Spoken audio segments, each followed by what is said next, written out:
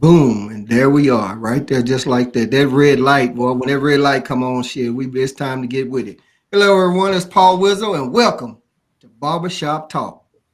Barbershop Talk. Goddamn, boy, I tell you, you never know what you're gonna get in this barbershop talk. Once you sit down in that chair, ain't no telling what he gonna talk to you about. So before we meet our guests, I'm gonna go ahead on with my intro right here. And here on Barbershop Talk, we bring it to you uncut, unedited, unscripted, unrehearsed, all that unshit. Nobody knows what the topic's gonna be. We just sit on down and get at it. And we got a new guy off in here, and Will, I'll let after you introduce yourself in just a moment. I'm gonna just say this. Now, once you sit over there, I don't know if you're gonna get a hot top, a box top, or what. But if that guy shoots you that plug in the head, we don't need you shooting up the damn barbershop enough. We're gonna need you to keep everything together. We tried to tell you that that dude could cut. So, but anyway, yeah. with all that being said, guys, let me go on and go around the room. Let everybody introduce themselves. So, come on with it, Seven. Yo, this your boy 7 Points of Bliss, aka the Pomegranate Samurai, man. I just want to say, man, y'all can check me out on Spotify under Cosmic Currency 777. You can Google me under After Real Truth, all one word.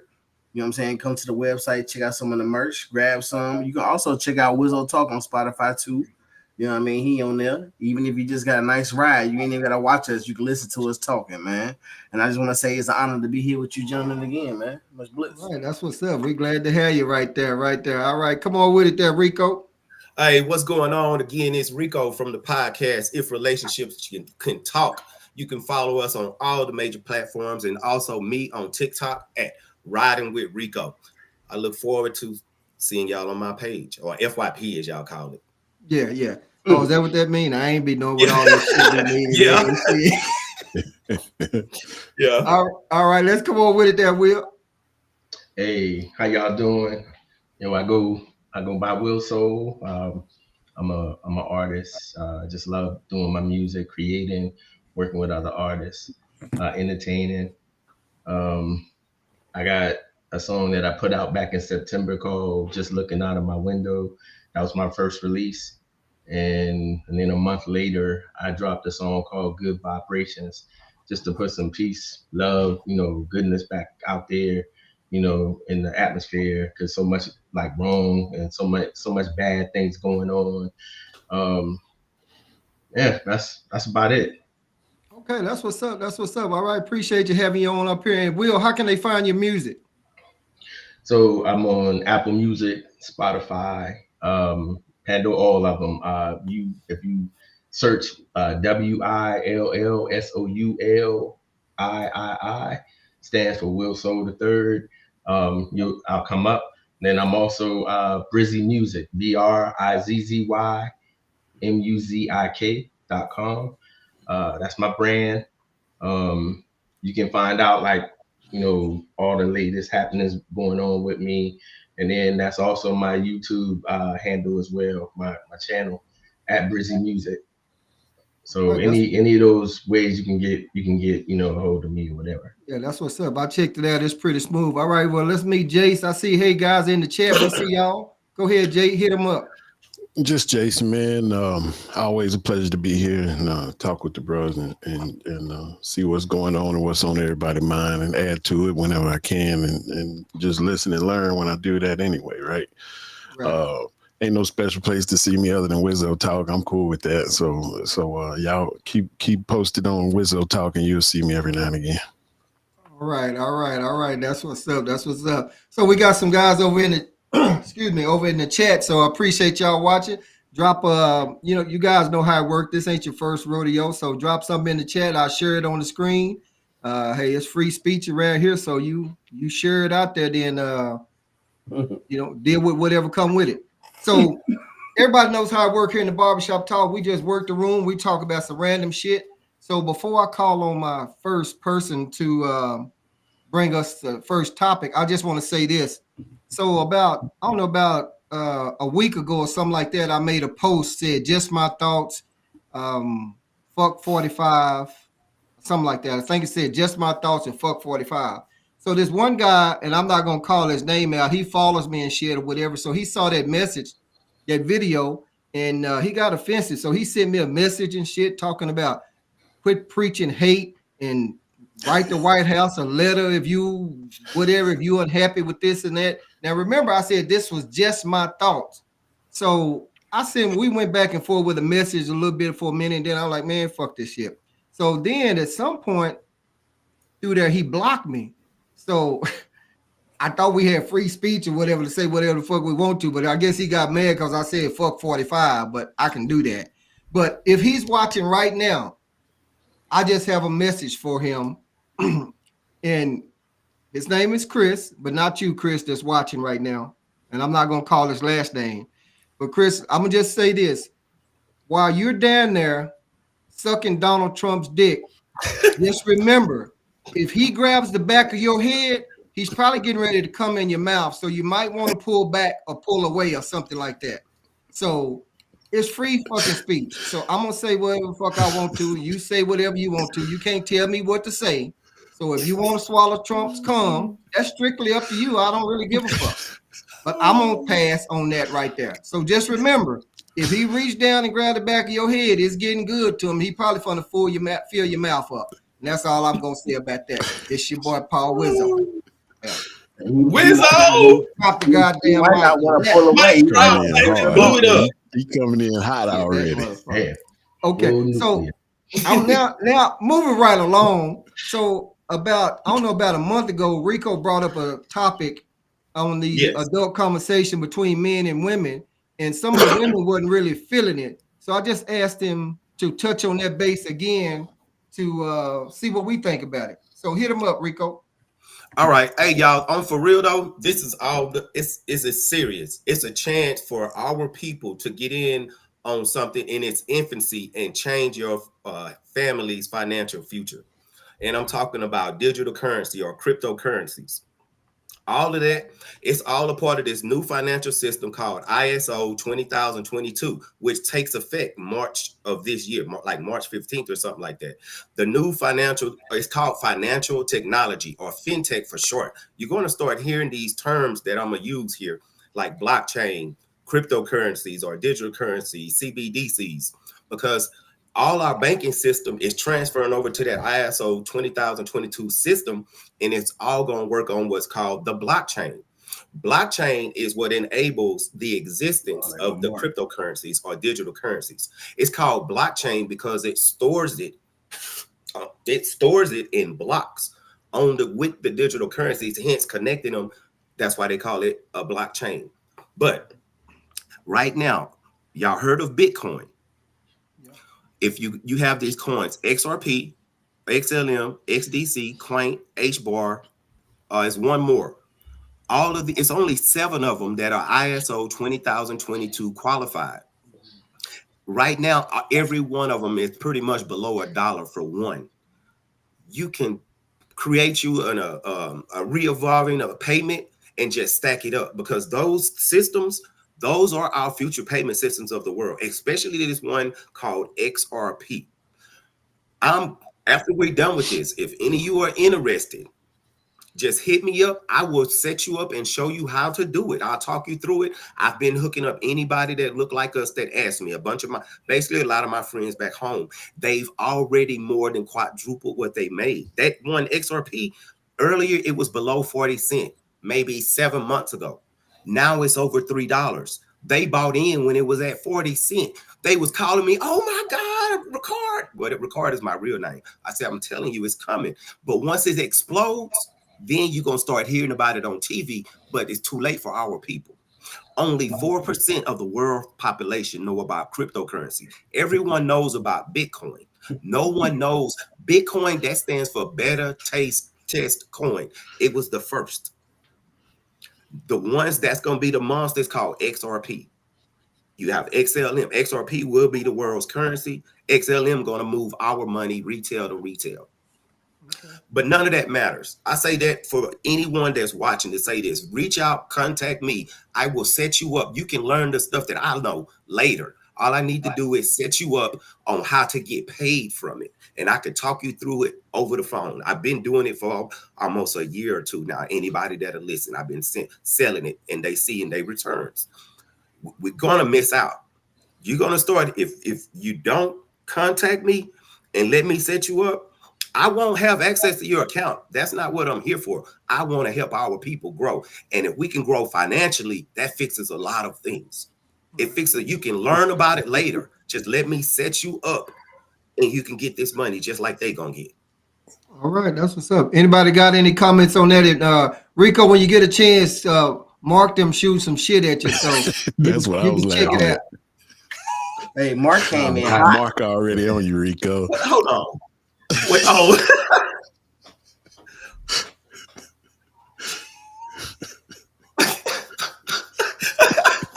Hey, because I want my people to get rich, Mark. Hey, I've been in it since 2019. Like it's serious, man. And it's gonna y'all never heard these things called meme coins, altcoins. I got Doge. I got Doge and Shiba. See, so you know what I'm talking about, don't you? And I bought some XRP. Back I bought it just before it hit $1. I think I got it like 80 cents. And like you say, you more than doubled your money, haven't you? Exactly. I already know you have. Yeah. I already know you have. Okay. Yeah. Okay. It's I've been Bitcoin holding right now is over $100,000 for one. Mm-hmm. Bitcoin can't do anything that XRP can do. It's the king ring ding. It's going to be the one that transfer our money from institutions. It can do 3,500 transactions per second. Using blockchain technology, it cuts down on the fees. This is the easiest way for me to explain it. The old payment system is called SWIFT. You know how y'all send money through MoneyGram, Western Union, and stuff back in the day? That's slow. It takes weeks to move large amounts of money. What digital currency XRP, what it does, it can send $100 million just like that. SWIFT is Western Union. Blockchain technology is Cash App, Zelle, and all that. That's what that fintech, that's what allowing us to move this money so fast, that blockchain technology. That's the easiest way for me to explain. That's a good analogy. That's a good analogy. I like that. But my only thing is, secure is it gonna be though, bro? I mean, you talking about moving money that fast, you know, and because I remember I transferred some crypto from one brokerage to another, and it was like, well, look, you know, we'll do our best to get it there, but I was like, oh man, I mean, it made it there, but you know. Hey, hold on. The system told you that, or someone told you that? No, the system. What app was you on? It was Robinhood. Oh no, I was going from Robinhood to like, yeah. Man, get on Robinhood to Uphold or Coinbase. I was moving from Coinbase to that's what it was. I'm on Uphold. Got my everything. Uphold has everything. Hey, Jason, do y'all got any questions about it? Because I'm telling y'all. Yeah, I just asked him about that. I try to keep some stuff close to my chest, but I'm in, man. I've been in for years. I've been in. So you like me? Yeah, I just be staying quiet, man. I got a lot of Bitcoin. I got XRP. I got Doge. I got all that. I'm just letting you do your thing, bro. Am I lying? No, you're not wrong. You're not wrong. I'm just laughing at these clowns on the comments, man. But I'm in. I'm in. I'm good. Blockchain technology is doing for money what the internet did for communication when the internet first came out.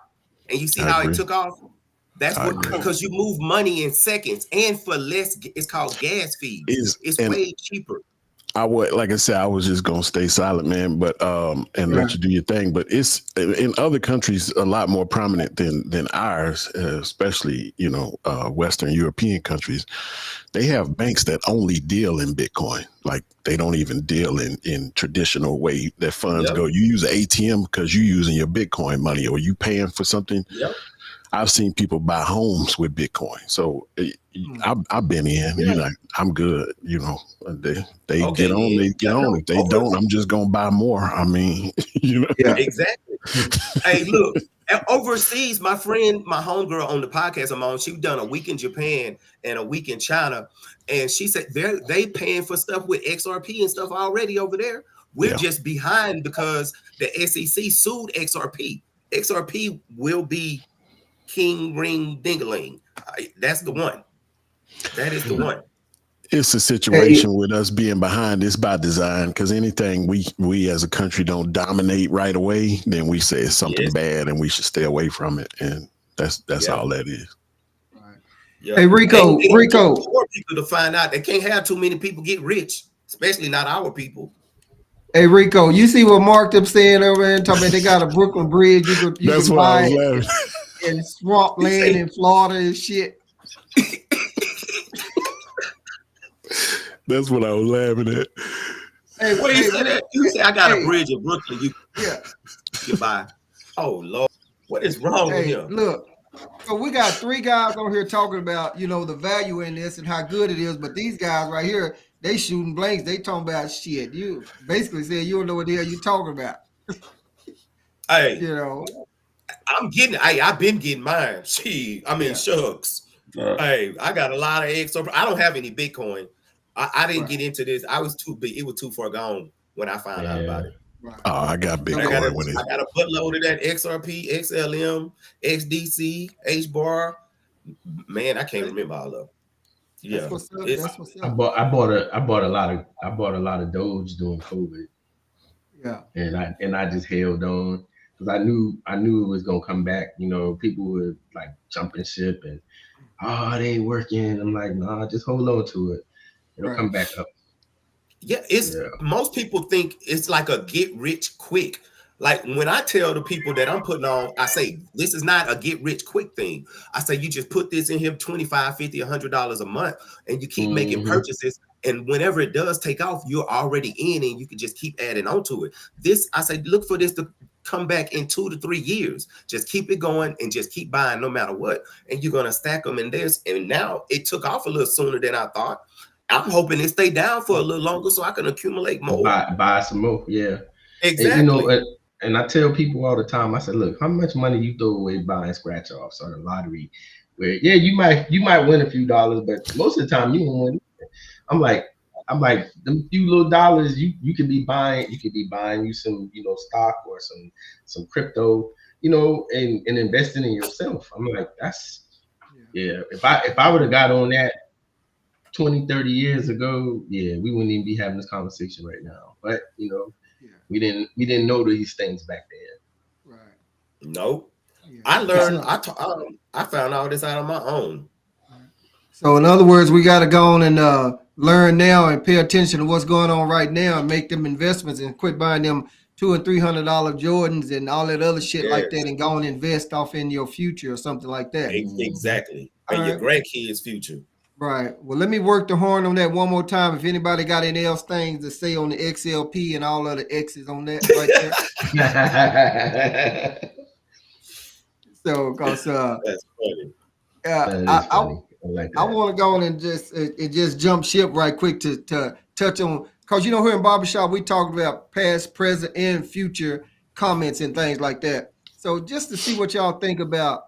I didn't read some, and I know Mark and Christopher gonna jump right on up on this, because I'm getting to talk about their little guy right there, with the small hands, that little orange little motherfucker. But anyway, so people are mad at what's her name, Carrie Underwood, talking about her streamings and went down because she performed at the inauguration or whatever, and Snoop and Nelly and Soulja Boy, Rick Ross, and all them right there.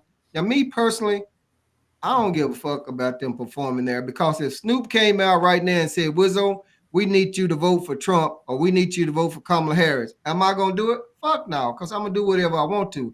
Yes, I saw the video about Snoop talking about calling him out or whatever in 18 for the first inauguration and shit like that, but whatever else, he had a change of mind or whatever. My point is, I don't give a fuck about, they don't influence me.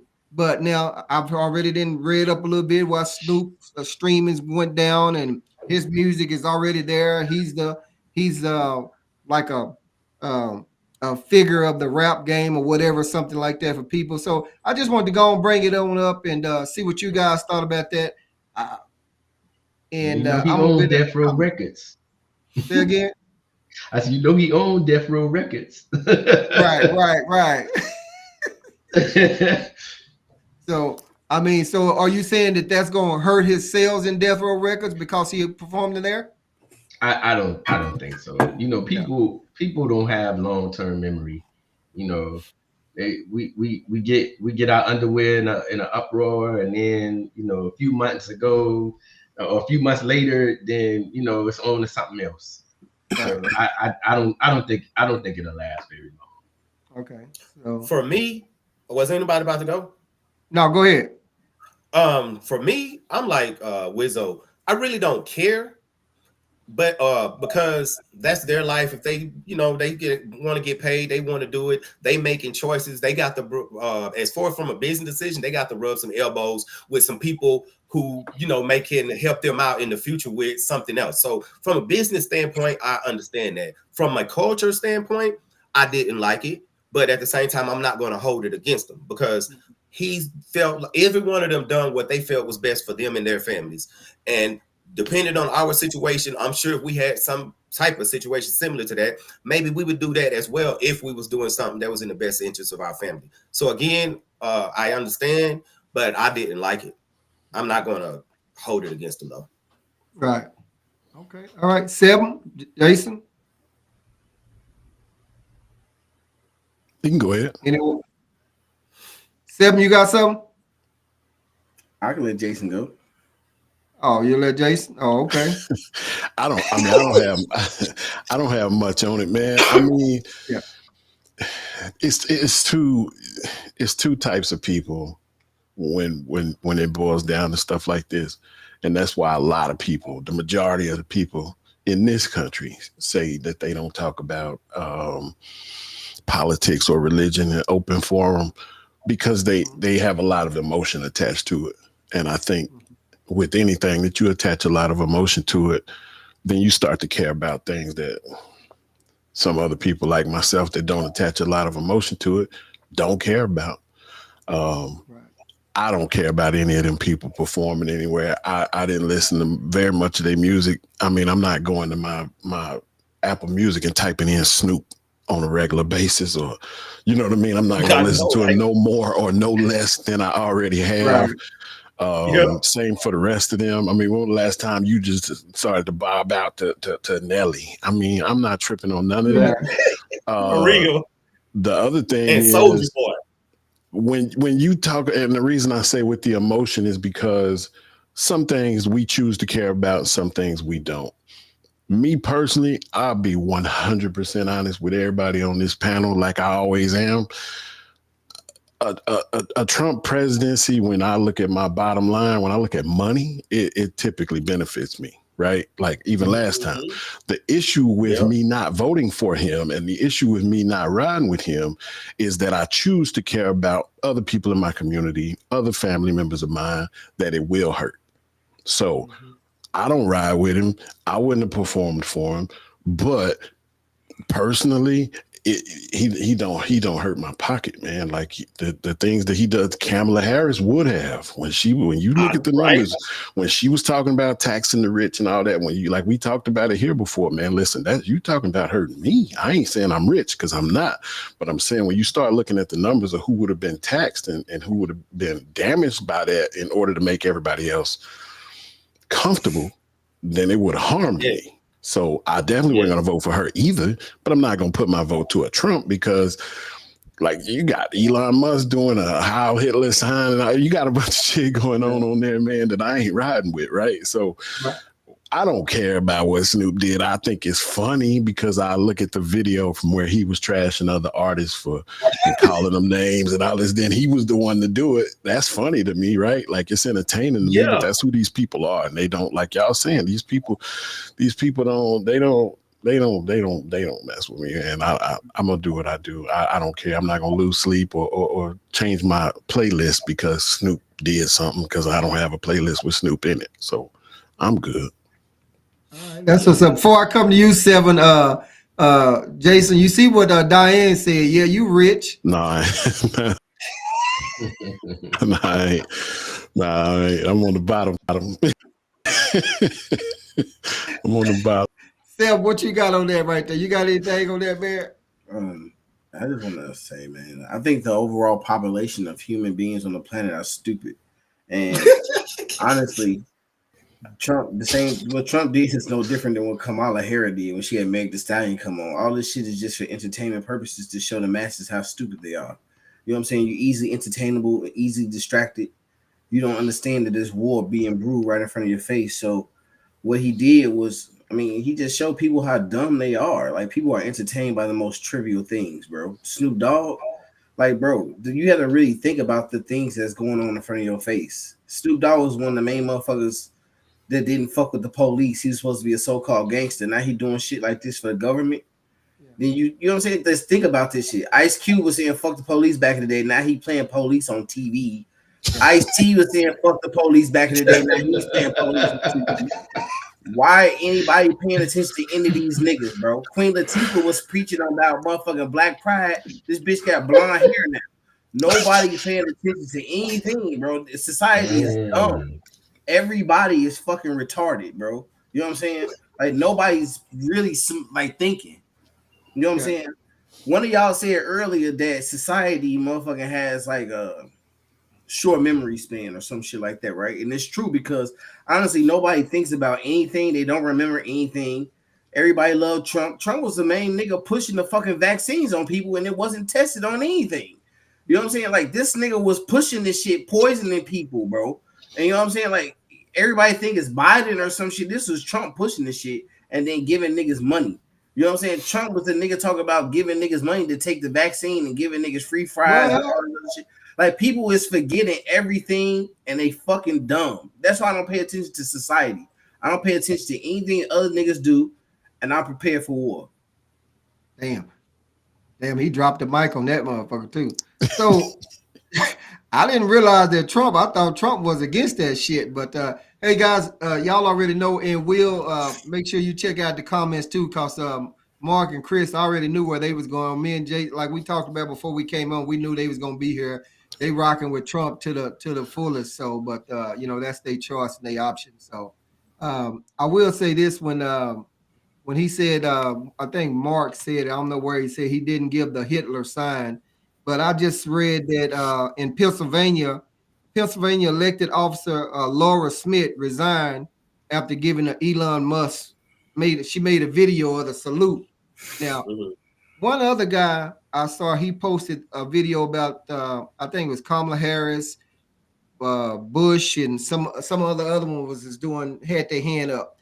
I don't know if they were waving to the fucking crowd because it was a still picture, or if they went on hit and did the salute thing. Either way, I still didn't give a fuck about it either way it go, but I was just addressing some of the comments about them right there saying that. So it's videos, man. You make your own opinion. I don't give a damn about either one of them dudes in the comments, man. I'll say what I want to say.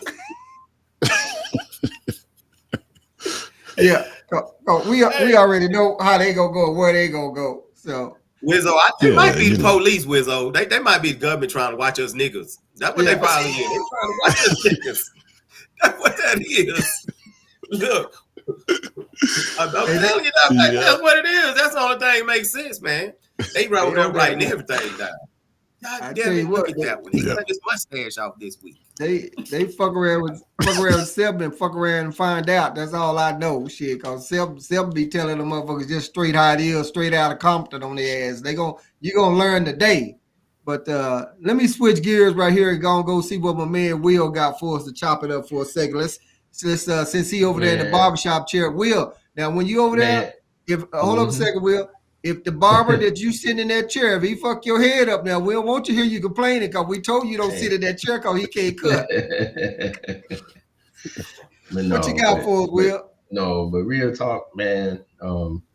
I ain't feel no type of way, you know, just like I think it was Rico or it might have been Seven. Somebody said, you know, they did what they had to do for their pockets, you know. Granted, I may not personally agree with it, but you know, it ain't at the end of the day, I ain't paying their bills. They ain't paying mine. So, you know, to each his own. To each his own. Yeah, exactly. I feel you on that. So, Will, you got something you want to go and put up there for us to chop it up with about before I move? Man, we touched on the topic of the cryptocurrency, man. But how y'all feel about AI, man? How it's being like implemented, in society and like almost everything nowadays. Yeah, it's putting people out of business. I mean, out of jobs. There in Houston, there's a whole McDonald's that's operated only by robots. Mm, One person that's there to check the robots. Other than that, it's all AI. mm, In the Houston Mall, there's this store in there now. And when you walk up, you tap your card right here, and you walk in. Every time you take a step, you pick up something. You can pick up 10 things. By the time you walk back out, it done swiped your card by you passing by and got everything. You don't need a person there or nothing, and it's right on mhm. point too. The way they explained it to me was everywhere you stop, the floor has your weight, and it tells the difference in weight from wherever you pick the stuff up from. That was But crazy to me. wait a minute though, Rico. Wait a minute. AI can't be taking the jobs because they said that the migrants and the immigrants or whatever is taking all the jobs. So it can't you can't be talking about AI taking the job because that's not what they Man, said. So Hey, I'm just man, saying. them people say anything. Hey, they say anything to make themselves feel better because at the end of the day, they are at the very bottom. That's the reason they must oppress us, because if it was an even playing field, they'd be down here at the very bottom because they can't compete. They're the weakest with that recessive gene. Right.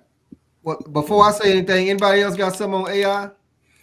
Hey man, I Man, want to tell you that I feel like they put that AI out here, man, to motherfucking take away a lot of the shit that's going on the internet.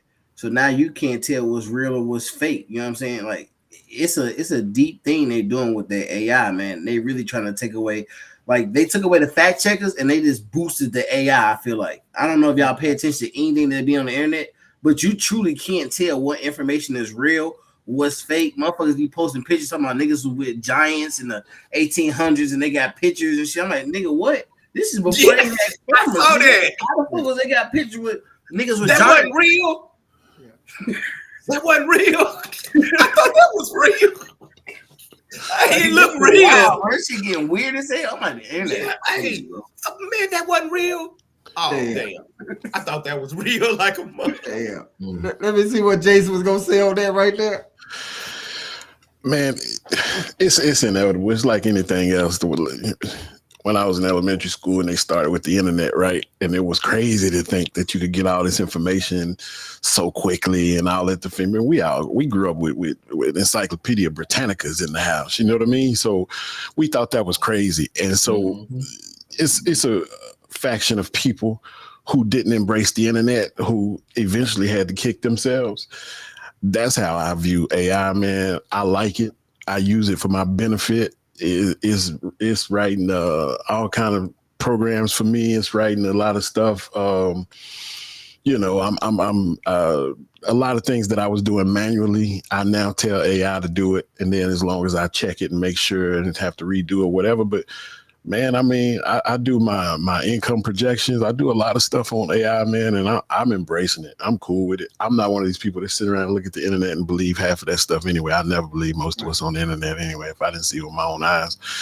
I've been in the capacity before where I see the government lie to you and I'm standing there like, what? You know what I mean? So I don't believe anything that's on the internet or TV anyway. So I'm embracing AI, man. I'm using it for my benefit and I'm learning all I can about it. So that's my take on it.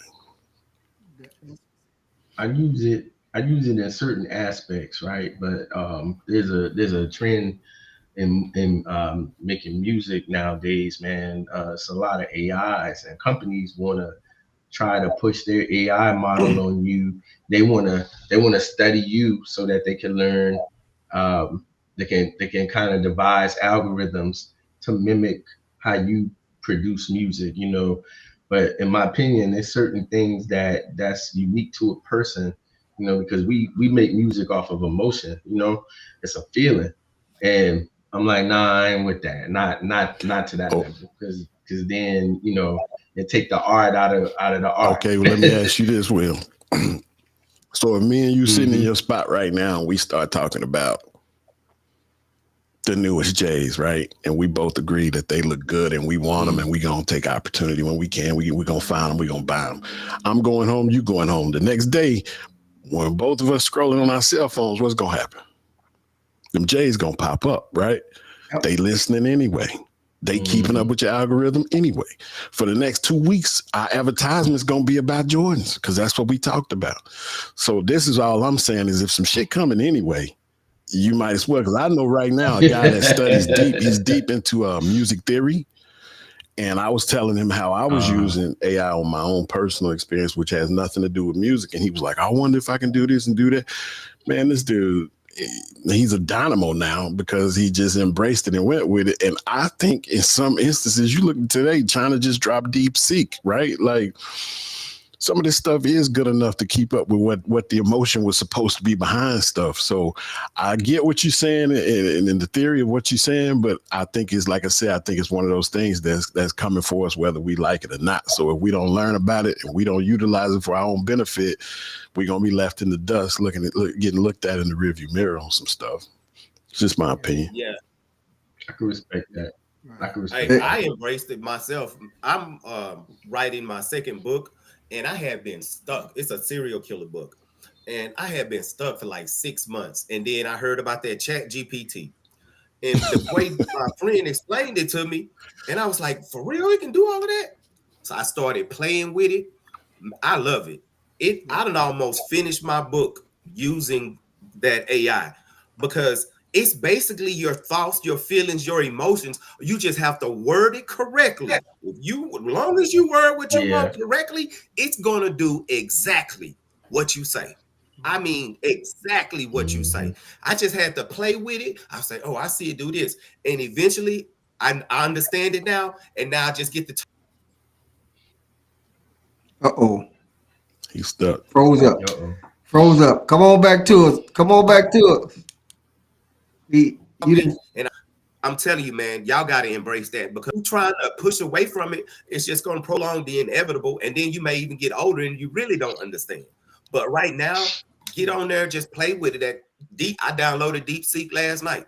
So, but yeah, you're going to need it because once you use it, you ain't going to want to do nothing else. It simplifies everything. Yeah. Like, No, so I use AI. I was just saying in that particular arena, I wasn't feeling it.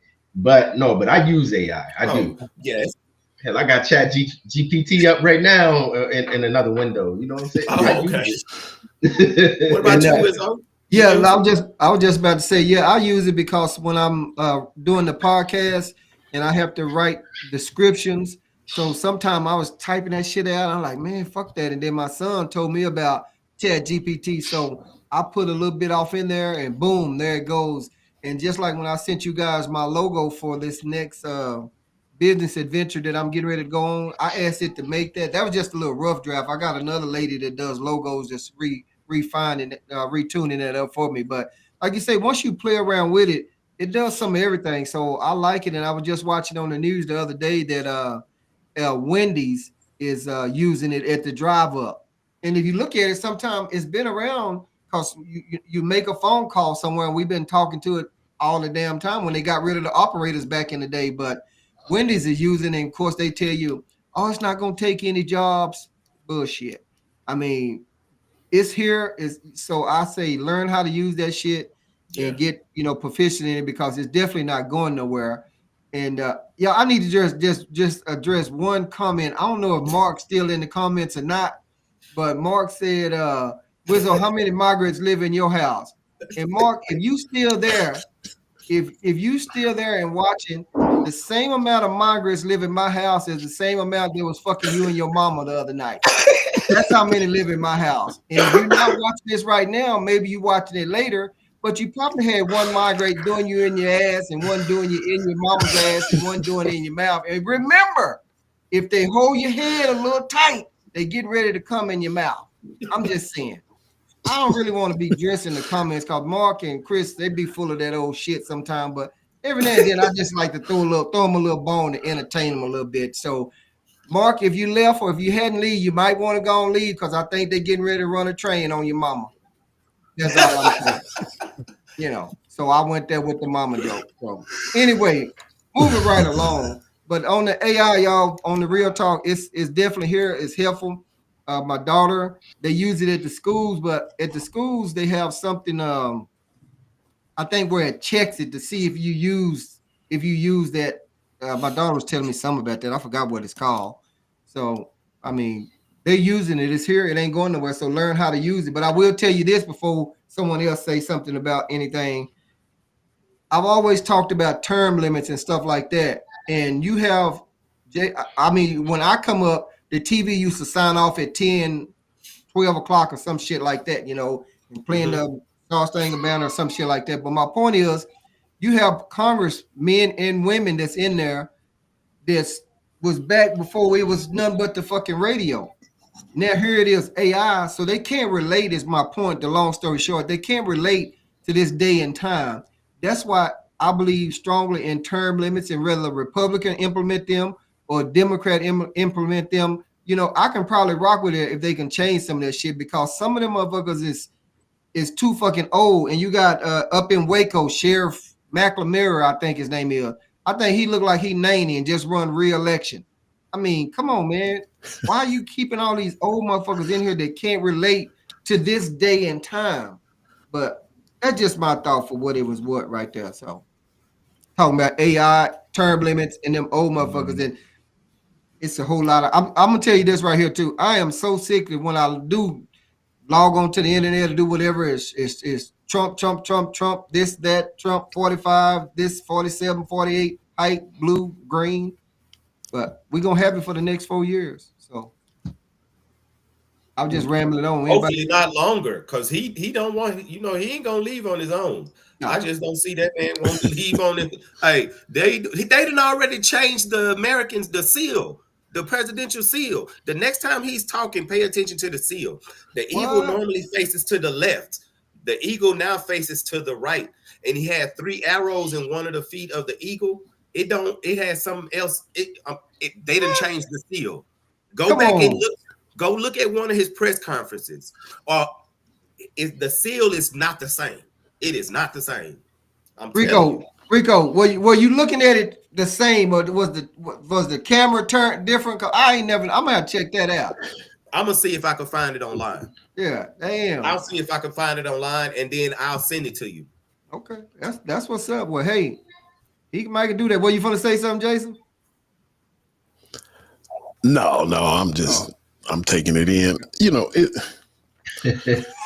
It's a lot, man. It's a lot, and so I've been doing a lot to keep my peace. Yeah.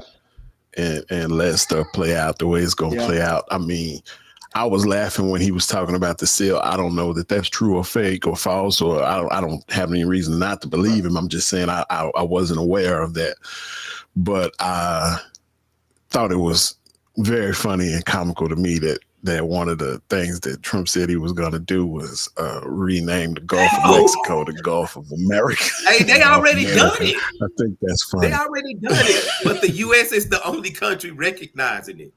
That's what I'm saying. Yeah. How do you get the rest of the world to recognize something like that? So I don't know. Some of this stuff is just funny. Just same thing. I had a thought process of, he said, and he did declare these cartels in Mexico and South America as terrorist organizations. But that now means that people that want to seek asylum can automatically get it because they live next to a terrorist organization, right? So that's defeating his whole purpose. So I don't know. A lot of that stuff is circles to me, man, and I think it's all comical. So I don't get too wrapped up in what I see or what I hear, because it's craziness. It's always going to be craziness. Of course, it's a circus with this whole thing. So, and I'll tell you this. Oh, wait a minute. What you gonna say, Rico? I had a question for Jason. Why do you think they decided to name them terrorists? It's a purpose behind it. Like, do you think they just want to attack them? It's some type of agenda behind it. Once you are declared an enemy of the state, your background tells you what that means. Okay. You know what I mean? I got you. And so, so now you can do what you need to do, you know? And I mean, I don't agree with everything 7 Points be saying, but I keep my teeth sharp. You know what I mean? Yeah. And I make sure that I'm on the range and I spend a good little range time when it's time to spend it, and dry firing when I'm watching TV, and ELR. If you ain't got an extreme long range rifle, you out of pocket because you don't never know. Yeah. So I know that's right. everybody want an AR, but if you ain't got something that's gonna go out and reach somebody and know how to use it, you behind. Yeah. And you Say know, that. I've seen seven, a lot more people that are realigned with seven also on that this coming up. And you know, they talk about, you know, they tired of this marching, you know, and it's gonna be a new day. So they getting ready, you know, and I will tell you this that what was it? I've seen this one guy just talking about the whites, and some people don't identify as black or melanin or whatever. So I'm just saying the color folks. So I've seen that, you know, the white people, I think, like to hunt in their little packs, and they're not going to run over into a crowd of black people and start no shit. But They cowards. I saw this one black guy went over and got off in it was 4 or 5 white guys' ass. Didn't give a damn, started throwing blows, and he was handling that shit up in there, you know. And you're not going to see them do that. They only want to attack somebody weak or whatever. They're not going to, you know, if somebody walking out at night when it's 4 or 5 of them, history have went on showed that. But what I'm just saying, where I'm going with it, it's a new day, a new time. You know, black people have guns now, and they got a lot of them motherfuckers. So they gotta watch it. Yo, Go ahead, man. Jason. It's a lot of, you know, I always got to go too deep probably, but a lot of the restrictions that have Americans, I'm going to say it that way, upset, it's usually got a racist background, right? Like, nobody was impeding on the Americans' Second Amendment right until black people were able to buy guns. You know what I mean? Then it became a problem. We got to do something about these guns, you know. Nobody had to get, we talked about this before, nobody had to get marriage license until they had to make sure that black people and white people wouldn't marry one another, right? Now we got to keep up with all of this. You got to register. And a lot of people don't understand that the way the system is set up now, if you buy in, you allow and you invite the government into your life. The government can't come and take your kids or charge you with certain things if you don't partake and you don't participate. The government comes in when you participate. And I'm not saying that it's avoidable in some instances. If you talk to my man Seven, he thinks in a lot of instances it is avoidable. But I think that some of it is unavoidable, but I think that's the way it's set up. And so a lot of this stuff, we need to learn what that stuff is. We need to, just like we were talking about Bitcoin and XLR and the other stuff, right? Like you have to learn about this stuff and use it for your benefit. I mean, you know, we gotta do better as a group. We have to learn, and if we're gonna play the game, then we need to know the rules and we need to play by the rules. And then when they change the rules, we need to learn what the change is and we need to play the same way. It's just the way it is, because that's the only way to win is if you're gonna play the same caliber that anybody else is playing. Oh, now I saw Seven shaking his head. Seven, what's up? Hey, man. Y'all keep talking about playing by these people's rules. Why is y'all even playing these people's games, bro? Listen, you don't want the motherfucking government to come take your kids because they have the right to your children because your children belong to them. Don't get your children a birth certificate when they born. Don't get a social security number. Right. You're playing their game. That's the problem. If more people stop playing that game, we will be winning because we could be playing our own game. If you keep trying to play somebody else's game, we're going to keep changing the rules. Whenever you start to get a foot up, you never going to fucking win. And I think our people don't never get that in their mind, bro. We keep trying to play the game of our enemies instead of changing the board. You know what I'm saying? It's a reason why people say it's chess, not checkers. That's because they both look like they're being played on the same goddamn board. If you don't understand the movements, that's the only thing that's different between chess and checkers. If you don't understand the movements, then you're not going to know what you're playing. How about you flip the whole fucking board over, right, and play your own game? We got to stop doing what they think we're going to do, bro. You know what I'm saying? Like we gotta, like, bro, why motherfuckers is not out here just doing whatever the fuck they want to do? People scared of the cops. Kill them, fuck them. You know what I'm saying? That's how I feel because at the end of the day, Trump just passed some shit where the cops can do whatever the fuck they want to do to people now, and not have no type of reprimandment, bro. You know what I'm saying? Fuck it. Why can't they get killed too? That's what I'm saying. Like we out here thinking like slaves instead of moving like gods, bro. Everybody worried about dying. If you die for the right shit, then what does it even matter? If you die, you ain't got shit to worry about. Like motherfuckers out here stressing. What you want to pay bills for the rest of your life? You don't want your kids to be free. You out here thinking like a slave. Stop moving like a slave. Think outside of the box. The system is the box. Motherfuckers out here worried about Donald Trump. He worried about his people. Why are we not worried about our people? We need to stay focused on our shit. If we take all our shit and separate from these niggas, they won't have nothing. People out here worried about motherfuckers taking away jobs from black people. Bro, we can start our own civilization, bro, separate from all this other shit. We can if we start our own cryptocurrency, I guarantee you that shit will go above and beyond whatever the fuck they got. Because we have all the power. Everything in history worth having, we made. Nigga, it wouldn't be no computers, no video games, water guns, mailboxes, lights, none of this shit without black people. We made all this shit happen. And we study over here talking about what the white man doing and how we can win they shit. That shit crazy. Go ahead, Jason.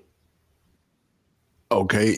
Like normal, we gonna come to the same impasse because I agree with what you're saying, but I'll use a simple example.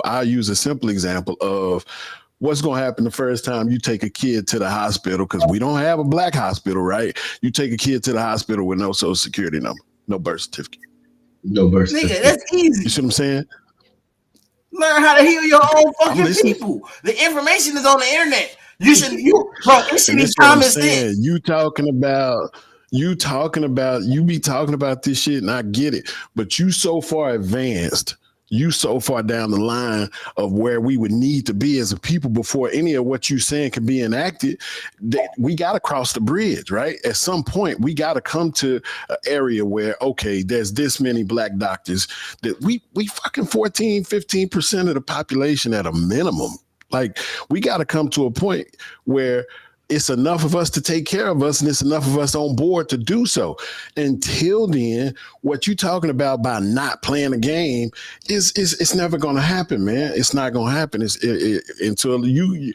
Until somebody, not you, but until somebody can figure out enough to get enough people on board to understand that what you're saying, in order for it to happen, what else has to happen first, and that be enacted and that be a reality, then that bridge will never be crossed, man. That's all I'm always saying. And what I'm saying is, as a realist, I'm a realist.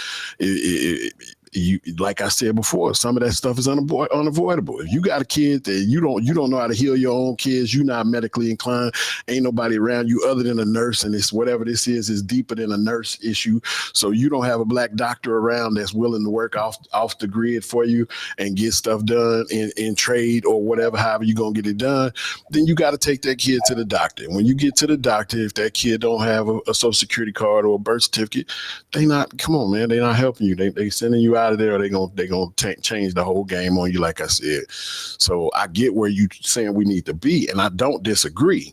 But what I'm saying is, you speak a lot as if we are already there, and it just would take us turning our back right now and doing that. And I'm telling you, me and you and our families can do that, and it still ain't gonna be enough people doing that at the same time to get us where we need to be. Some people gotta die, man. Hey, look, I agree with you, just like Jason do as well. Except I'm with Jason. You gotta cross the bridge. Like, we gotta get people in these positions where we can actually implement change. Because right now we don't have the people in positions to implement change. And in my opinion, it all starts at the local government, not at the federal level. Because the local government impacts your life more than anywhere near the federal government can. But most people don't do that. Most people only want to come out and vote for president, but they don't vote for these district attorney's office, the mayor, the judges. Those are the positions that we need to be getting in. And also, whether you want to believe it or not, I believe that we should be policed. So because if we police our own, we don't have to worry about that. Well, I think 7 is saying, and then I'm gonna come to Will see if he got anything knowing. I think and I can be wrong, but I think 7 is pretty much saying fuck the government. You know, like you was mentioning how starting voting on these local levels, how everybody just kind of come out for the president and stuff like that.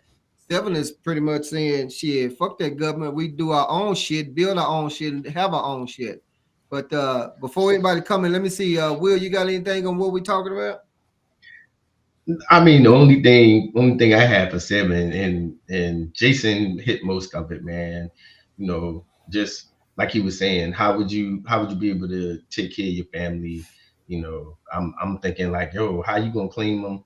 How you gonna even legitimize having a child without any type of documentation?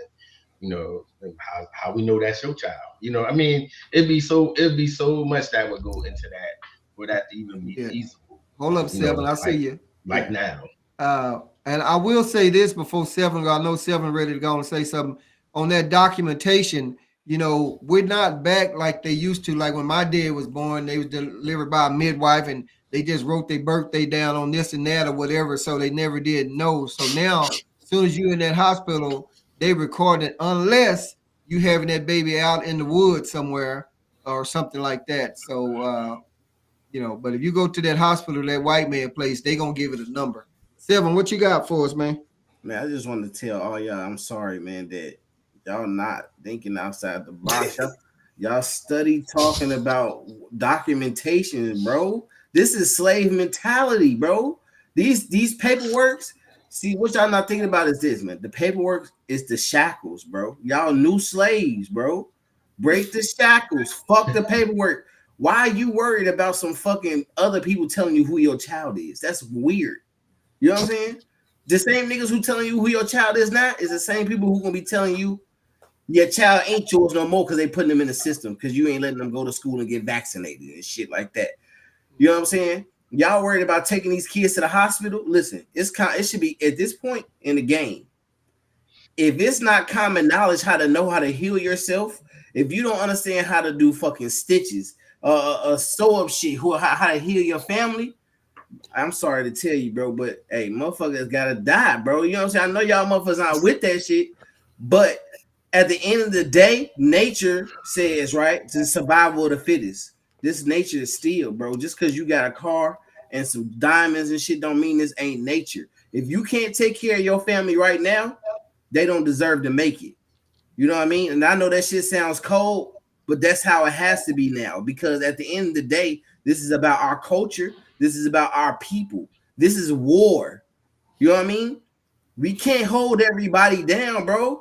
Even Nat Turner says some people gotta die, bro, and that's how it is. Honestly, bro, and my heart go out to people who don't know, but that's stupidity because we live in the age of information. If you're not out here seeking information to learn how to do these things, seeking old remedies, buying books, you know what I'm saying? Y'all talking about cryptocurrency, motherfuckers need to be buying books. You know what I'm saying? Shit, nigga, you need to be finding some of the oldest fucking books you can find. If you're not seeking this type of shit out, but you seeking out cryptocurrency, and you don't know how the motherfucker survive, if the power go out tomorrow, nigga, you're not gonna have no cryptocurrency, bro. How you gonna heal your family? What you mean? I will have it. I have a cold storage wallet with all my money. See, that's what I'm saying. But what happens if somebody take that shit? What people can't take your knowledge, bro. You know what I'm saying? People can't take your knowledge. You know what I mean? Like, let's say one of your sons gets shot in the shoulder right now, bro. You can't take him to the hospital, bro. Do you know how to stitch that up? Do you know how to get the bullet out? Do you know how to stop the bleed? See, that's what I'm saying. That knowledge is more important than money because the times that we're heading into, all that other shit don't matter. You taking your kids to the doctor, or you going to the doctor should be the last thing on your fucking mind, knowing that these niggas gonna lie to you in the hospital to get paid more money to sell more medicine. Them niggas in the hospital just as much your enemy as the niggas in the government. So you're right. Motherfuckers need to start putting their faith in systems, right, that are here for our demise. That's what I'm saying. So if you in the mindset to just keep taking your kids to the hospital because you don't know what to do, none of them deserve to live. You don't deserve to live either. Fuck it. You got to be cold. Now, how do we get people there? People gotta die. Once niggas start dying, then motherfuckers gonna start seeing. People gonna start thinking. Suffering is the key to enlightenment. People have to suffer, unfortunately. Even in the Bible, Dang. niggas was suffering. Walk around in the desert for 40 days and nights. Niggas have to suffer in order to learn. This is on every level of spiritual teaching. This is like one of the first things. Patience and suffering. This is what teaches people, right? So if motherfuckers don't never suffer and learn that they don't know shit, they ain't never gonna learn anything. The problem with society now is a lot of people think they know a lot of things and don't nobody know anything. Dang. I got a quick question for you, and this is off topic, but I'm just going off what you just said. So not to change the full direction. So you are a Bible believer, but you're not with the government, but you believe in the words in the book of the Bibles. I don't believe that shit. I'm just saying that was a lesson that was in the Bible that a lot of. I'm just stating things that people can relate to. That's it. I'm just asking because I noticed you use that as a reference. That's all I had the quick question. That's all. No, hey, I'm gonna tell you, I only reference that because I know a lot of people understand that and they know that shit. Gotcha. You know what I'm saying? Gotcha. If I knew that other people can comprehend other things, I would tell them that though. But some people they don't know nothing else. Okay, that's just a quick question. No, I dig it. Okay, all right. And shit, some say somebody got to die. You know, shit. You know, and I believe Rico, somewhere along them lines, you were the post you made. When was that talking about survival and storing food? Oh, that was today. That was today. Yeah. That was that today? So yeah, that's somewhere along that. Go ahead. Hey, there's war coming to this country, whether it's a civil war or a war with some of our former allies because of what this president is going to be doing. You should start stockpiling water, non-perishable food, batteries, anything you could, matches, lighters, weapons and ammo for sure. Weapons and ammo for sure. If your kids live far from you, I would move back. Me personally, I would move back closer to home. But most importantly, let go of all the petty fallouts within family, because times are coming, in my opinion, that you're going to need family and you're going to need to be close to someone to be safe, especially you young ladies that's out there. Like, there's some really hard times coming to this country. But that's what I had posted earlier today. Yeah. I saw you posting that earlier and shit like that. So go on and stay ready so you ain't got to get ready. Exactly. Any comments on that, anybody? Nah, that's what I've been trying to tell people, bro. Shit is inevitable. You can be blind and see what's coming to this country. The shit has been boiling for a while. We've been ready for it to boil over. Black people have been seeing this shit for a long time. It's just that people we get so sidetracked and battling our family and people in our community. We stop looking at our enemies who doing the most shit to us. The war has been here. It's just ready for us to wake up to it. You know what I'm saying? We've had poets talk about the revolution will not be televised for a very long time. You know what I'm saying? People have seen it. It's just when we're gonna wake up to it ourselves personally. This shit that's going on with these people trying to get these immigrants out of the country is funny to me because the same motherfuckers who trying to get the immigrants out are children of immigrants. You know what I'm saying? So yes. It's like, what the fuck y'all even doing here, bro? Get off our land. You know what I'm saying? Like, motherfuckers, they out here wilding, bro. They kicking people out of here. People don't know anything about history, so shit gets even funnier. You know what I mean? Like, once people really start to awaken to see things for what they truly are, it's gonna be too late. That's what I'm saying. Like, if you're not prepared in your mind for war, even in times of peace, you already failed. Damn. I agree.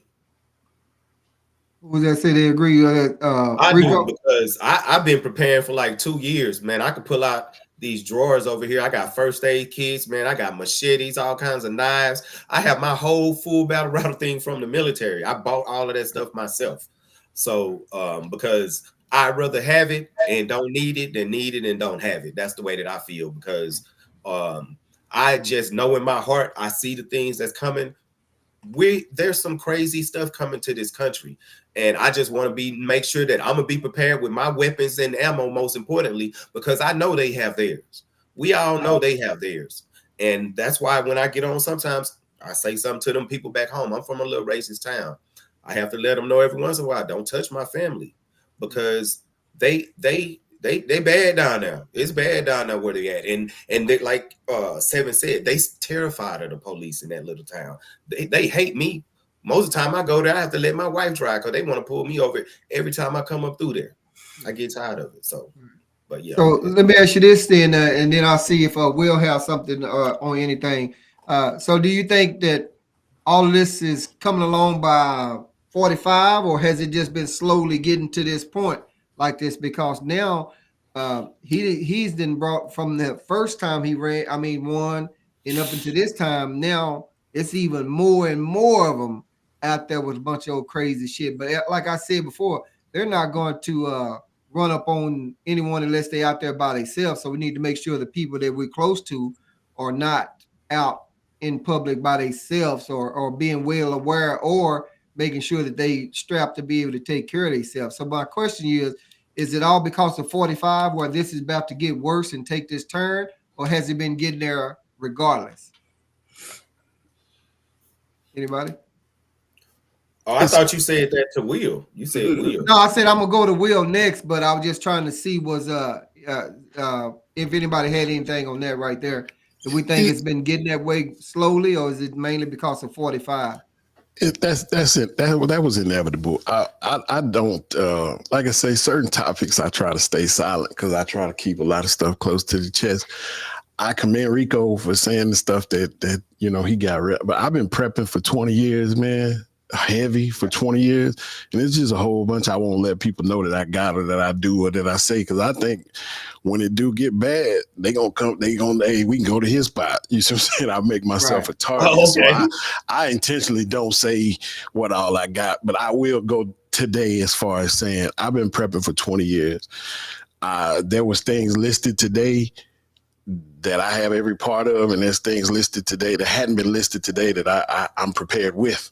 I'm not worried about it, and a lot of preparation, whether people want to talk about it or not, should go into our skill levels, especially as a people, because you got a lot of black men, and I'm not even gonna tag a age group, because some of us old gray hairs and all the way down to the young ones don't know how to build shit. They don't know how to cook shit. They don't know how to kill shit. They don't know how to skin nothing. They don't know how to repurpose all the stuff. If they do figure out how to kill something, they don't know how to use everything and use every part of it. And those are skills that 100% all of us need. Our women, a lot of them not cooking like they used to. They don't cook no more. They don't know. If I bring in a damn rabbit, they don't know what to do with it. You know what I mean? All that kind of stuff goes hand in hand with all the tangible things that we talking about being prepared with. But like I say, without going into detail, I've been prepping since 2005. I'm fully prepared. To the point, I got 10-year cases of MREs that need to be changed out and have been changed out for 10 and 20 years more. I mean, I've been prepping for a long time. So if you're not going out and getting in the woods with your family and teaching, I don't care how old they are, and teaching them how we gonna make it out here. Ain't no running water, ain't no electricity. We got to make it. And you not getting your family prepared, and you not buying the things or building or making the things that you would need to do and make to survive some what if shit, then you out of pocket. But like I say, I know that this is a necessary conversation. My issue with saying more detailed things is this is just such an open forum that I'm not comfortable going into that like that. But if we was offline, or we were in a small group, or we were in a closed room, understand I could put y'all up on some shit that'll make you think about what you got to get done, you know. Right. I heard that. Well, that's man, we got to be ready. Right. Yeah, got to stay ready while we got to get ready. Let me let my guy right here go and say a little intro right quick. We had a couple of them drop off, Seven and Will, but we got come on with that intro right there, P. Scott. Hey, what's going on, guys? Sorry I'm a little bit late to the party. My name is Prescott Kelly. I host the Playbook Podcast, where we get your podcast. It's largely a sports show. We try to dive into a little bit more of the current events, but we're only about 4 episodes into the new reboot of the show, so we've only really dove into sports. But I welcome any conversations that can be had, what's going on in the world, because there's a lot of not of great things happening at the moment, as I'm sure that you guys are well aware of, unfortunately. Right, most definitely, most definitely. And P. Scott, tell everybody where you at, where you located. I am located in the terrible state of Alaska. Oh, don't do that. I like Alaska, man. Have you been here before? I'm a hunter, man. I hunt. I'm hunting. So a place like Alaska is beautiful to me. Oh, you're gonna love it. No, there's a lot of good things to love about Alaska if you love certain things about Alaska, but if you don't, it's not for everybody. Hey, man, I followed your page, man. I typed in one of your posts, man. Bring me on your show. I know exactly who he is. I know exactly who he is. Once he said the playbook, I was like, oh, I see his stuff all the time. It's good stuff. Yeah. I share his stuff a lot. He's been on Wizzo Talk before a while back when we chopped it up about some of the stuff. I don't think he's been on this Barbershop Talk because it's kind of, but we probably on some random shit. And Scott, we just been talking about some random topics and random different things and shit like that. So with that being said, before I go to you, let me just go on and ask everybody about this right here. Well, first, I'm going to say that I hear you, Jason, about the 20 years getting ready. I just wish I'd have been 20 years getting ready. So, I'm a little late to the show as far as getting ready, but I'm getting there now, and I'm not putting it out there too much, but I will hold it on down if I need to hold it on down. But let me ask you guys just on a different little thing, a little different little topic. And then, Scott, I'm going to come to you to see if you got something after we chop it up about this. They've taken the cell phones. We talked about that briefly about in school. They've taken the kids' phones and stuff like that. So they, a lot of schools have. I don't know if all of them have, but they've already had a school shooting. I think it was in Nashville. The kid shot a couple of classmates and then turned the gun on himself. But then up in it was in Michigan in 2021 when this 17-year-old kid wound up shooting some kids. I forgot how many, but the parents was charged with manslaughter and sentenced to 10 years. So this kid that just shot these, I think it was 2 kids and turned the gun on himself. I can't remember if he killed himself or not, but even if he did, let's say he did, should the parents still be held accountable and have to go before the court like the ones in Michigan did? Now, prior to these here in Michigan, I don't think that any parents was being brought to court. So I'm just asking you, and whenever you guys comment on it, keep in mind that what if this was a school where all of the phones was being taken up and the kids couldn't get their phone and there's a mass shooting going on off in the schools? So when you guys comment, kind of keep that in mind also. So I'm just thinking, should the parents be held accountable? Should the parents be tried for like the other ones did in manslaughter? So what do you guys think about this? Anybody?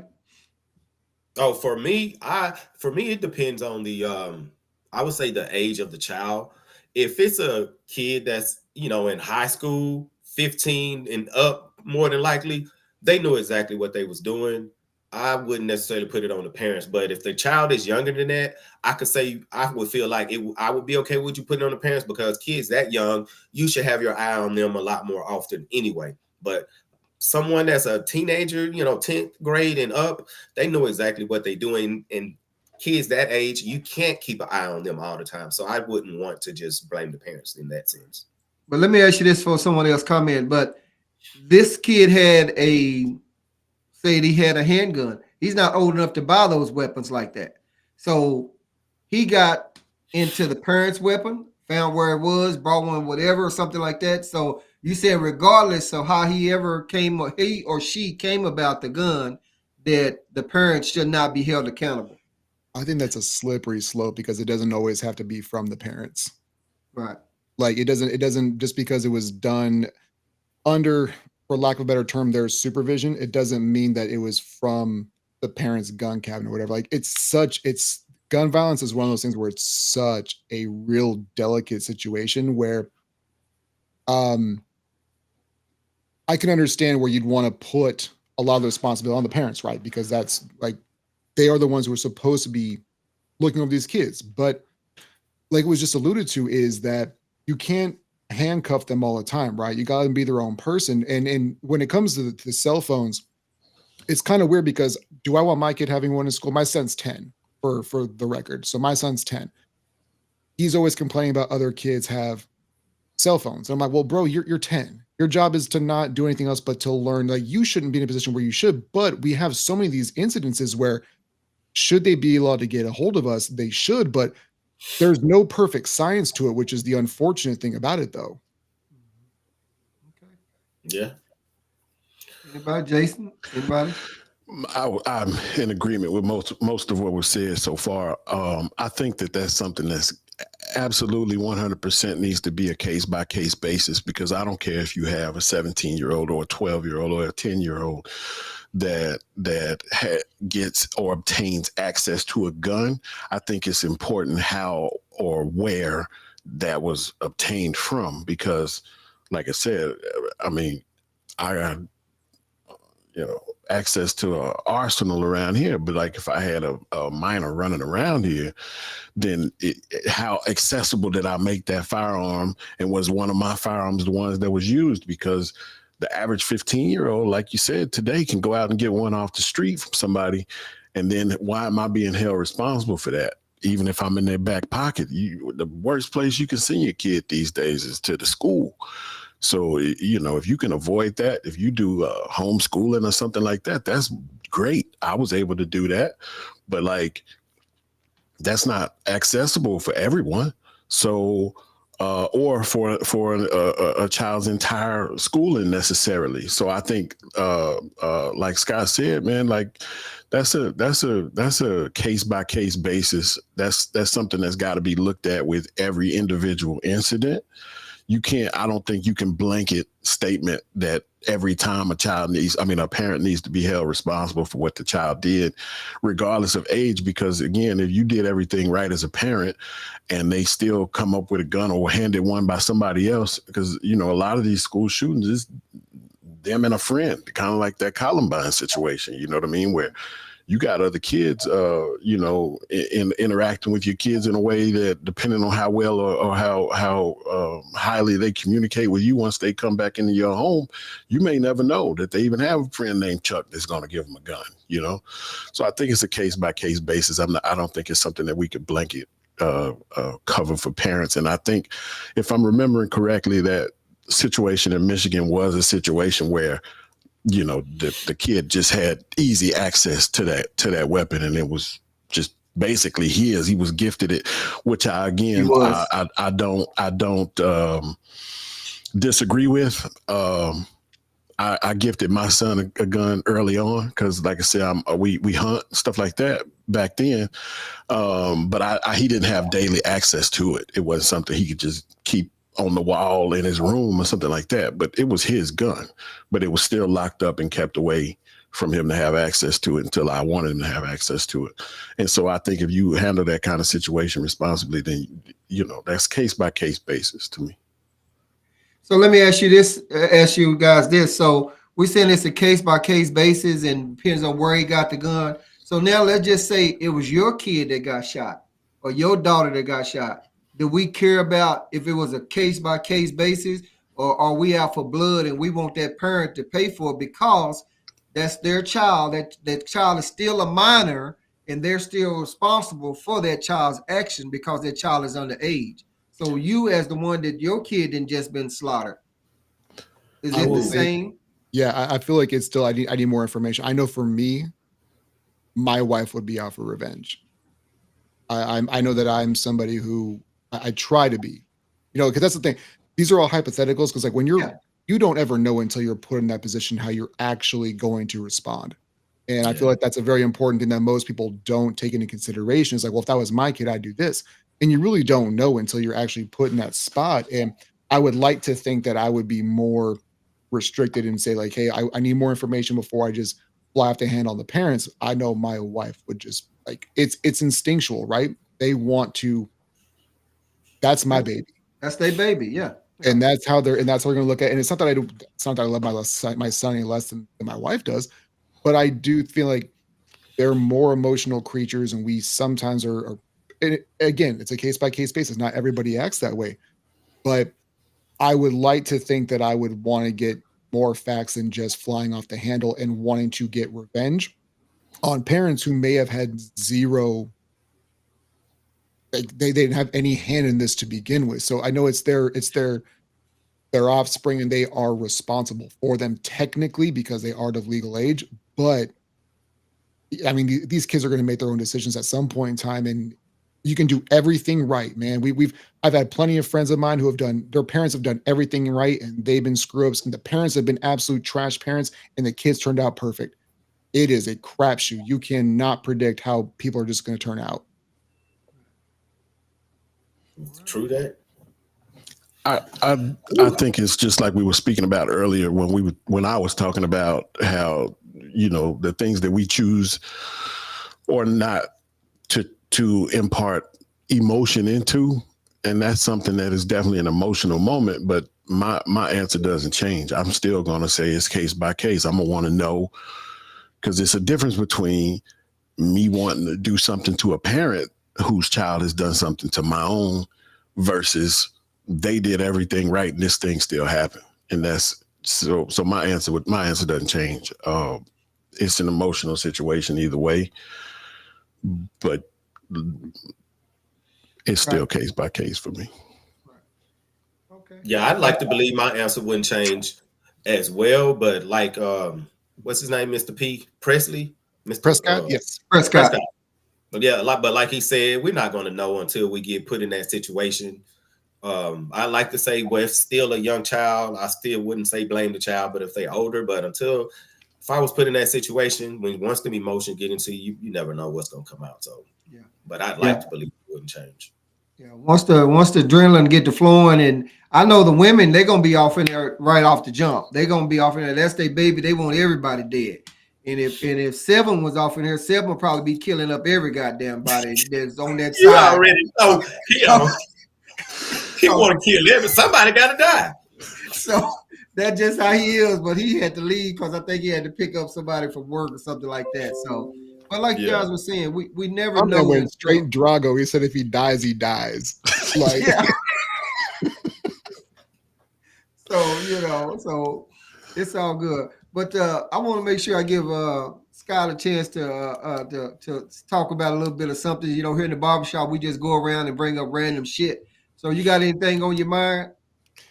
Not really, man. I was really hoping to be more prepared. I was supposed to be on the show when you guys first launched this thing, but you know, my babysitter kind of fell through, so I had to go pick up today, and I didn't have anything prepared because I had my show on really 2 hours before you went on. So I don't have anything prepared. If you guys have anything that you guys have talked about that you guys want to get another person's perspective on and just kind of recap real quick, I don't want to hijack the, you know, an entire hour's worth of work that to be undone, but it was so much back there off in that barbershop talk. Oh, what you want to say something, Jason? Yeah, I was going to say I don't want to go backwards, but I want to know. You run a sports podcast. I want to know your opinion on. Go ahead. The popular opinion, and I'm saying popular because it's popular with me, but the popular opinion that two parts, Mahomes being overrated and the referee assistance that the Chiefs are seemingly getting all season, so that maybe the NFL can push this three-peat deal, or what do you think? You think it's not the case? No, I think that anybody who's doing that is doing some lowbrow, not very critical thinking, usually. So everything behind me right now, you guys see all the Bills paraphernalia. I've been a Bills fan since I was 5 years old. So that's 35 years of my existence. I've been a Bills fan. I have gone through the highs of the highs, which have equate to 0 Super Bowls, and the lows of the lows. Right now, what we get going on right now is I equate this to whoever is your favorite actor. When they get too much publicity, right? When they get too much run, they start getting labeled as overhyped. So I feel like that's what we're doing right now with Mahomes. When Mahomes first got in the league and he was putting up video game numbers, it was, thank God it's not Brady anymore. Right? Like that was the narrative. Thank God it's not Brady anymore. Then they lose Tyreek Hill, and now they're doing it the ugly way. And because there is this Taylor Swift and Roger Goodell last time I checked, Roger Goodell works for the owners, and they don't want rigged games. And also, if all the games are rigged, if you're putting money against Kansas City, you're a dummy. So which one is it? So no, I think it's what most people are leaning into is they're tired of the success now. They're tired of the calls going their way. But when your team is not playing in the playoffs and you only have to watch 4 games a week, as opposed to watching your trash team that's not in the playoffs anymore, that it gets hyper analyzed. Bad calls happen all the time. Did it happen against my Bills again? Even though there was enough plays one way or the other, and Josh Allen was cheeks in the first half. Nah, it's good, man. The Chiefs won. It is what it is. I don't believe in the narrative at all, but that's just me. Maybe I'm overcompensating for something, but that's just how I get down with that. Yeah, I agree. Too much money involved.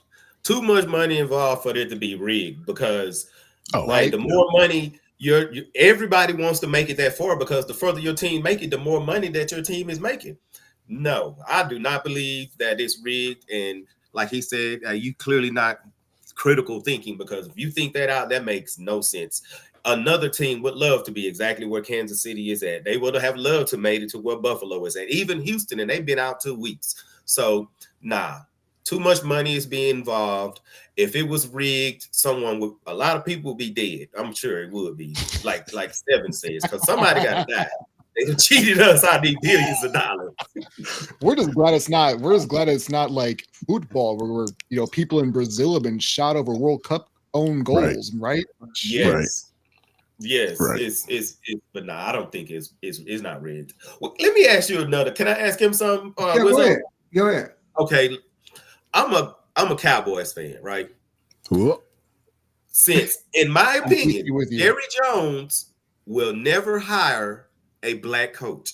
Do you think it's because he's secretly, like a racist or something? Ooh, I don't know, because so so I know that a couple of years ago we had that picture resurface with him as a child, right? When I forget exactly what state it was in. Arkansas. But it was him at the same. So I know that folks want to jump to that specifically, but the reason why I don't think that he's racist, because I've seen him be so loyal to his players. And you can take it one of two, you can take it to the way of, he wants to pay the labor, but doesn't want to get a coach in there, right? So I can understand it from both angles if that's the route that somebody wants to go. Throwing around racist seems a little bit reckless and a little disingenuous when it comes to Jerry Jones, only because I've seen him really, he seems to really love dudes like Dak Prescott, like Ezekiel Elliott, like CeeDee Lamb, like Amari Cooper when he was there originally before they shipped him off. I do think that he cares about people.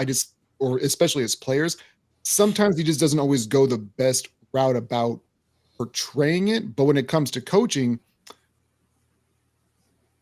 he's on borrowed time, man. He's on the last time buyers program. If he wasn't going to hire one right now, I don't know if he will. When I don't even know who they hired. I forget who they even hired. Brian Schottenheimer. That's right, what actually brought me to this. That's what actually brought me to this. That question right there. It was because I just felt like we needed a big time coaching move, and I feel like this is a step back. So I'm like, dang, is he some kind of undercover racist or something? I've been a Cowboys fan for a long time, but I asked that for that very reason. I believe this is the problem. The players, that black players, are already taking over, as far as it's a lot of them in the league. Sure. I believe that it's not necessarily that they're racist, but maybe that if too many black coaches become they take over the coaching, there's no more room for white people to do anything, white men to do anything. I that's how I used to look at it, but I just had that question this year, which I understand from a standpoint they want representation as well, but from the black coaches or assistant coaches, they want to be head coaches as well. So it's a race thing, but I do think it's a very fair question to ask though. Like I honestly do, because like there have been too many points in throughout NFL history we've had like the Rooney Rule be kind of laughed at. Now it's to some people it's not implemented enough. To some it's too far the other way, right? But I do think that it's a step in the right direction. But it also always comes down to who are you going to get, who's better. Now I think that there are also a lot of black coaches that could. Are they more deserving than Schottenheimer? Sure. But look at the ones who are employed right now. Like Tomlin's not fired yet. D'Amico Ryan's just got his gig. He's not leaving anytime soon. Todd Bowles is still there. Robert Saleh just went back. I know he's not black, but he's in that doesn't look like me category. And is back in San Francisco being a D coordinator now. So I'm like, there's other examples, but I think that what you're asking is a very valid question though, for sure. Okay. I think that and this is old, and I don't know if it was Jerry or the owner from Houston or one of them saying that they can't have the field hands running the yard. I mean, running the show, so to speak, or whatever. That was whoever owned the Texans before they right. That made that comment. Now, I don't think Jerry gonna ever hire a black coach. I mean, like I say, he's on his last leg right now, so it's not gonna happen. My son brought up to my attention, my younger son, I believe he said that there's no black offensive coordinators, and I don't know. That's just something he said. Scott, you might know better than me, but and they're saying that they because they don't hold the knowledge or can't run the offense like the white guys can or something like that. I'm so tired of that bad story. It's so stupid. Like I could probably name you at least 30 of the NFL head coaches, but when they put that into a box of that they're not intelligent enough, it's the most asinine, just ridiculous I've ever heard in my entire life. Right. So are there any black OC head coach? I mean, in NFL? Because I don't know. I know you deal with a lot more sports than I do. So offensive coordinator wise, coordinators, I know like maybe 3 off the top of my head. Head coaches, I could rattle off more than that. But when it comes to offensive coordinators, just to think that they're not smart enough to be able to do it, it just seems like it's a backhanded compliment that you can only do the defensive side. You can only do the side that's supposed to be more aggressive, right? Because only the white guys can intellectually just do stuff that is schematically correct, which is just ridiculous. Let me hear from Jason. Let me hear from Jason right here that posed that question. So let me get back to Jason here. Man, I had a lot to say, and then the conversation kept going, and so my points may be scattered, man. So I'm gonna try to go back to the original question that Rico asked. And this is not a shot at Rico and his question. This is also not a personal attack on Prescott and his answer. But I think that question was more than just a one way to answer that question, because my opinion is I didn't care, and I'm a Cowboys fan too, right? Like, I don't care if our coach is black or not. I just want a good coach. And I know that there's a lot of good coaches that avoid Jerry Jones and his empire, and I understand that. I don't care. I'm not one of these people that gets hyper into, of course, I want black people to succeed, but I don't get hyper into that we should be dominating any one section of the league or anything like that, as far as from coaches to running backs to quarterbacks to all that. I was happy that a lot of the quarterbacks are melanated people more than any other time in the NFL history right now. Like, that makes me happy, but that's not in choosing if a team chooses a quarterback and that quarterback is a white Irishman, I don't care if he can get done what we need to get done. So I didn't have I didn't care about that portion of it. I was disappointed, and I agree with you, Rico, that I think it's a step back to choose the head coach that he chose, because we got big problems. We got major problems. You got quarterbacks going to the NFL, going to the Super Bowl this year that were born after the last time we won a playoff game, and now they playing in the damn Super Bowl. So, we got big problems, right? But with Prescott's answer, when you said that you don't think that Jerry Jones is racist based on how he's treated the examples that you used, Amari Cooper and Zeke and these other guys. And I'm saying that I disagree with you on that, because growing up in Dallas and getting to see a lot of stuff behind the scenes, right? Like at one point I was a ball boy, right? Like, I've seen some different stuff from a different point of view than what we see on TV or what we know of the internet. And then knowing what I know just socially, right, about people, I fully understand that Jerry Jones can be racist and have racist thoughts and ideas and still love a Zeke and love an Amari and treat them with utmost respect and let them put their legs under his dinner table, right? But my concept of a person that's not racist is if me being a black man, right? Like if you were invited into my home, Prescott, and I give you all the respect, everybody around me shows you respect. And if anybody were to ask you personally what you thought about me and if I were racist or not, you would dispute that, because you would be basing that opinion on my treatment and the people around me and our treatment of you. But when you aren't around, if anybody else around me that's white, I have something derogatory to say, or if I support things that I know disproportionately hurt or harm you as a white man, then you have no choice, in my opinion, but to take that personally and label me a racist, because my actions outside of your presence are going to be different than what I show you when I'm in your face. And so to me, the question of is he racist is a lot different. A really good point. That's a fair assessment too. That's a lot different, because here's what I do know. I know that he invited Troy Aikman to be a member of his country club. And when Troy found out that they didn't allow black people to be members, he said, no, thank you.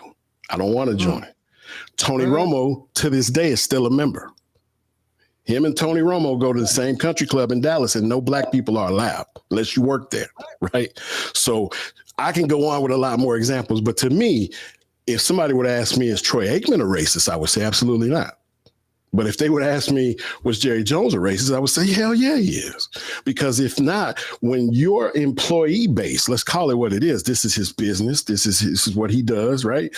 So when your employee base, the important parts, the bulk of probably 60, 70% of where your money is generated from, which is the players and the things associated directly with the team. I understand that owning a team is a lot bigger than just that, but that's 60 to 70% of the income from his business of the Dallas Cowboys is derived from the backs of black men and women and their support staff, who are also black men and women and white and everybody else. But let's call it what it is. He's got a lot of black employees, and you belong to a country club for years now that still in 2025 doesn't allow black men to join. Then I'm going to call you a racist. I don't care who you hire as a coach. I don't care who you high five. I don't care who butt you slap when we on the sideline, right? You're fucking racist. And so I think the problem, and I'm not attacking you in particular, Prescott, but I want to make a generalized statement in saying that thought process, or the lack of this thought process, is why a lot of white people don't see the racist problem that we have. Because you don't view it with that same vision that I, in particular, haven't been, and everybody has, regardless of race, been on the receiving end of some negativity socially. But what I'm saying is we're veterans at it, right? Like we're way up there. We're in the Hall of Fame for the reception of negative treatment based on race. And so my viewpoint is different. And so I would have answered that question differently. I'm not asking you to change yours. I'm just giving you my perspective and opinion on how I viewed that same question. No, and I think that, one, I love the way that you articulated it, because again, like, I can't keep the pulse on 32 different owners and general managers. I didn't know that was how he got down. Right. I didn't know that either. I will say that right now because I was born in Texas, but I haven't been to the state of Texas in 37 years. I don't know anything when it comes to Jerry Jones as far as all of those things, like the intricacies that you just mentioned to me. No, like that's terrible. And like so the question that was for to me as far as just is he racist because he's never had a black coach? If it's just put in that perspective, the answer for me because I don't like putting that name on anybody without knowing who they are individually. Now he's had enough things in his past where it's like, bro, it's sketchy, but you throwing out allegations that I'm not really comfortable just throwing out. But when you put that into my lap, but that laps upon my shore of the actual experience that you have, nope, that sways me quite a bit. Right. Yeah, and that's why it's not. It's not even. I had no idea about that. Hold up, Rico. Hold up, and Rico. that's why. And that was my only point. And then again, of course, to make it this not being a sports podcast, this being a social podcast, to make the point that that's a large part of the reason why, in my opinion, why we don't have more allies that are non-black people. You know what I mean? Because the thought process is different, and the vision of it, the point of view of it is different. And there's no way, if you don't know this information, then you don't have this information, so you can't make the proper decision. Which, personally, if somebody were to ask me the reverse question, hey, do you think this black guy is racist or this? Based on what I know, I don't know, but it's possible. You know what I mean? Right. I have no idea. It's possible because, like you said, some shit could come out later, and then it's like, oh, I didn't know that about him because when I'm at his house or when I'm dealing with him, he treats me perfect. He treats me great, right? So that I think that we should all, just like you made the point, and I like it, that you reserve putting that accusation on people because of what it entails. I feel like we should also reserve removing or not using that title on people until we know, because you just don't know until just my opinion. Rico, what were you gonna say? I was just putting a question out there. I hadn't came to that conclusion, but I mean, especially now that I know what Jason said, I'd say hell yeah, he is, in my opinion. Now, but hey. And I didn't know that before. That was just a thought I had once I saw they hired Schottenheimer. Yeah. And I had never thought that before until this year. So Rico's not even going to the Texans. He's going back to being an Oilers fan. We're going way back in the archives now. Hey, for real. Completely. Like seriously. Like I go for Houston. Hey, and my wife lives up in Kansas City. She a Chiefs fan. I'm gonna go over there and be a Chiefs fan. But not for this Super Bowl. Right. I don't care who wins. So again, I don't allow certain things like that to do because I'm still a Cowboys fan, man. Like I'm a Cowboys fan. Like but like I say, when we talk about social issues, you know what I'm saying? We talk about social issues. I feel like there's a certain vein in which we need to talk about these things. But then when we want to have a sports conversation, let's have it because I'm a soccer fan. I like rugby. You know what I'm saying? I golf, I hunt, I fish.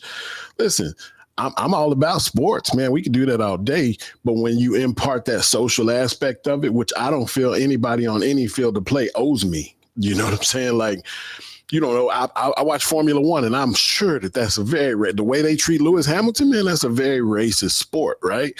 Oh. But I'm still a fan of the sport. It doesn't mean that I can't, but when you bring this social stuff in, I feel like it's just a certain way that we should talk about it. And without representing or without supporting everything that everybody in it represents. Absolutely. I agree with that. And I'm going to say this, look like Jason done put the info out on Jerry ass. One of the comments Jay came down with a hammer on that one. Yeah, but it always made sense to me. Like I said, when we talk about the social aspect of it, the fact that Troy Aikman was like, nah, if Emmett can't go, I'm not going. You know what I mean? Oh, And the person wow. that makes these type of decisions to me is not a racist person. He understands that even though he can partake and nobody will bat an eye at it, like I say, which Romo did. Romo is a member, right? Jerry also wasn't inviting Emmett. He knew he couldn't do it, even though we all know he's probably one of the biggest heads in that whole club and can get that policy changed, right? But he's not done so. You know what I'm saying? He could even say, just make a concession for just my players. And he's not done so, right? So that to me answers what I don't care how you treat me. I don't care if you're nice to me when I'm around. I don't care if you don't speak ill of me or my people. Your actions are telling me more about you than you probably care to share yourself. Hey, that statement though made a lot of sense for me. It made me think about something a few years back now that Dez Bryant said. When the George Floyd stuff was going on, he said, I bet you Jerry or Jason Witten won't ever. It was basically a shot at them, basically kind of calling them racist on the sly. But Right. and now it makes more sense why Dez Bryant said what he said. Right. I feel like Jason Witten will never give you anything of any context ever. Like I've heard him call games. I've heard him speak in public. He's not going to give you anything of actual context. He's not going to do anything with any controversy. He is, and it's not even just because he wants to be potentially Jerry Jones's rule someday as a head coach on the line or commentator. He just doesn't give you anything, good, bad, or indifferent. It's just him speaking. I don't disagree with that. I mean, if you're a guy in the public eye and you don't want, just like earlier, we were talking about prepping, and I was like, man, I don't talk about that a lot. You know what I'm saying? It's not that I didn't agree; it's that I don't want people to come for me when they need stuff. You know what I'm saying? Yeah. You know what I mean? And so if you're somebody in the public eye like that, and you want to keep things like that to yourself, and you want to draw a neutral line for your life, and as far as the public viewpoint of you, I don't see anything wrong with a person that does that. Right. Okay. Well, let me ask this right quick before because we're talking about sports. I had to reply to a message right there. Jerry Jones. Where was I going with it? Shit, I was reading that text right then and forgot. Okay. Let me ask this because okay, I got to appreciate that, there, Rico. You need to cover anything before you get ready to bounce. Oh no, I wanted to hear your last thing. I don't have to go till 8:30. Okay, just and we probably get ready to get out of here before then. But I know it's been said that Jerry has to only have a coach that he could control. You know, he don't want another Jimmy in there. So I just want to ask you guys. I know Scott, you talk sports a lot. So just to get your input on that, does Jerry have to have a coach that he can control? I have mixed emotions about this because it's one of those things where I feel like that's because what the talking heads throw at us. That's what we're just supposed to automatically believe.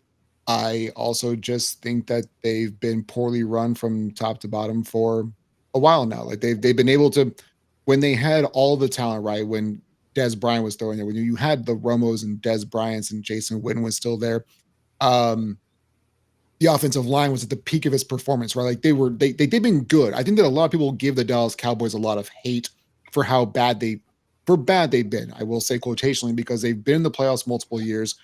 And just because they haven't gotten back to what they were in the early 90s doesn't mean that they have been necessarily a failed franchise. Now they have been disappointing, but when you have We Dem Boys fans all over the place, it leaves you open to that type of criticism, right? But to me, they're fine. They largely have been an okay ran organization, but to put them on the pedestal of we're the Dallas Cowboys, I've done the exact same thing with the Steelers. The Steelers were cheeks before the early 70s, and there was a really big gap where they weren't good until like the Roethlisberger years where they won 2 years there. It's the hatred is just spewed because some of the fan base can be overly loud. But I don't think that he needs a puppet to be a head coach. That does seem to be what everybody thinks, though. And I guess at this point in time, what do you actually believe? Do you believe that Jerry Jones is actually pulling all the strings? Do you believe that Steven is pulling all the strings? Does the head coach have any type of input whatsoever? Because if they don't, then yes, it should fall on Jerry. But just because he does interviews every week doesn't mean that he's the sole reason why they're bad.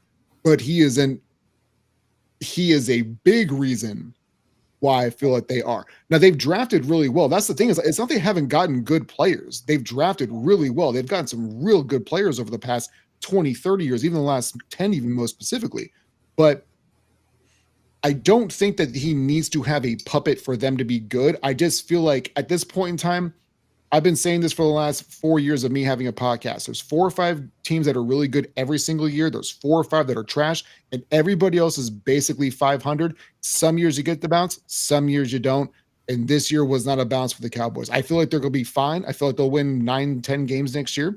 And all of this head coaching stuff is largely going to be moot. I disagree. I give you $100. We win 10 games next season. I give you $100. We win 10 games next season. I disagree. And here's the thing that I'm disagreeing about. Let me go back to that, right? Let me go back to the beginning of it, right? Jerry Jones, there is a interview on film that you can find on the internet where he talked, and several different times over the years of his ownership of the team, where he talks about he was making money and doing well, loved football, and he bought himself an occupation when he bought the Dallas Cowboys. He bought a team to run. He bought something for him to do every day. He bought something for him to be in control and in charge of. Yeah. We know from watching all the other talking heads that you're talking about that certain coaches that have been a part of the franchise, like Jimmy Johnson, some of these other guys that have openly talked about how that was the most difficult part of that job, was dealing with him and keeping him at bay because he didn't respond or interact with them the way that a traditional owner did, as far as just signing checks and staying out of the way and allowing the head coach to deal with the front of the house and allowing the general manager to deal with the back of the house, and that was a problem. So I don't want to say that he needs somebody he can bully, but there's enough in the atmosphere of football, professional football, that we know that that's kind of how he runs the show. Like, he wants to have the stamp of approval on everything that goes on. And I'm cool with that. So the only thing I'll ask is, like, so what does that make Jason Garrett then? We thought that he was the ultimate puppet, but they were going 13-3 a lot under him. So was Jason Garrett that good of a head coach, or did he finally bend the knee a little bit to Garrett? Well, my personal thought on Jason Garrett and that situation is just with the opinion that I have about the subject that we're talking about, I can't have it both ways, right? Like, I can't say he's so difficult that, he has to have somebody that he can dominate in the coaching position. And I can't also say, when you get a Jason Garrett, that because we have Jason Garrett finding success, that Jerry is not responsible for that, right? Like, I have to give him his due regardless. And so what I'm saying is, I'm not saying that he's got to have somebody that's an absolute whipping boy or whatever, or slave to him in the coaching position. But what I'm saying is, he's got to be able to work with that person in a certain way. And I feel like just like with anybody else, different people have different levels of respect from him at that position. So when they choose to work for him, he's either going to allow you to make the moves that you want to move, or he's going to do what he wants to do, and you're going to just be the mouthpiece for it, right? I don't know what the case was between him and any of his coaches, other than the ones that have spoken out, again, like I said, with the Jimmy Johnson as an example, right? I also want to add, and so I think that he has to have that. I think it depends on a case-by-case basis. And I think that he's made it clear that he's going to run the team. Not just the back of the house, not just sign checks and show up at the suites and do things like that. He's going to run a large portion of the team that other people are usually tasked with doing. He's been asked multiple times, and he's answered multiple times that basically he bought a toy, he bought something, a hobby, and it's his full-time thing now. And as a billionaire, it's his business. He can do that, right? But I feel like that's what it is. That's the example that he shows us, and that's what he continues to show us, whether he's finding success with that method or not. And I also think that for at least the last 2 seasons, it's just a personal opinion, the last 2 seasons, I think Stephen Jones has been 80% of what's going on. I don't think that Jerry's in control like that anymore. I think Jerry's getting like the rest of these geriatric people that we know in our society, like we were talking about politics earlier, that don't even know what the hell is going on anymore. I think Steven is making bad decisions, and I think Steven is making all decisions and sitting back and letting Pop take all the heat for it. I don't think Jerry Jones, if they don't tell him he's in Dallas or he doesn't land in that helicopter, he doesn't even know he's at our stadium. He might think he's in KC. I don't know where he thinks he is, but I don't think he's calling any shots, and I don't think he's in control of anything anymore. I think Steven, who also learned by the example of his father, that's what we're getting. I think that's what we're getting, and I think that's why there continues to be such bad decisions. And I'm sticking by it. You come back to this podcast after next season if you want to. If I don't see you again, I give you $100 if we win 10 games next season. My next question was going to be, do you think that because he's on the last time buyers program that he actually takes a step back? But you feel like he already has. I don't think it was an active decision that he made. I think that there's enough people. Listen, you don't get rich. I don't care what you think about a person. You don't get rich alone. You know what I'm saying? I think he's smart enough, especially being a billionaire, he's smart enough to understand that there are still people around him that mean him well and that are going to tell him the best thing to do. And I think that it's 100% been suggested to him that he back up a little bit and allow his son to take over a little bit. And like you say, you look at McAfee and some of these guys, they'll tell you that a lot of the rumble and a lot of the rumors that he is back so far that essentially everything we see are decisions made by Steven. Let me before we have another comment, let me go over to Rico. He's getting ready to have to bounce, and we only have a few more minutes left anyway. But let me let him say any closing remarks he wants before he get ready to bounce out here, and then make sure you shoot your shot back out to P. Scott so you get on that playbook. But go ahead, Rico. Hey, no, I was gonna answer the question. I don't think that he necessarily needs someone he can control. I think he wants a coach. Because of his narcissism and he love attention, he wants a coach that doesn't want to be in front of the cameras as much as he does. Because if I remember correctly, the reason he fired Jimmy Johnson was because Jimmy Johnson had too much attention. All the attention was on Jimmy Johnson, and he was saying he did this when then Jimmy Johnson was saying he did that. I mean, we should have won 4 Super Bowls in a row, so I can't let that go. That hurt I really truly believe we should have won. You don't get to do that when the Bills lost 4. That is hurtful. God damn it, dude.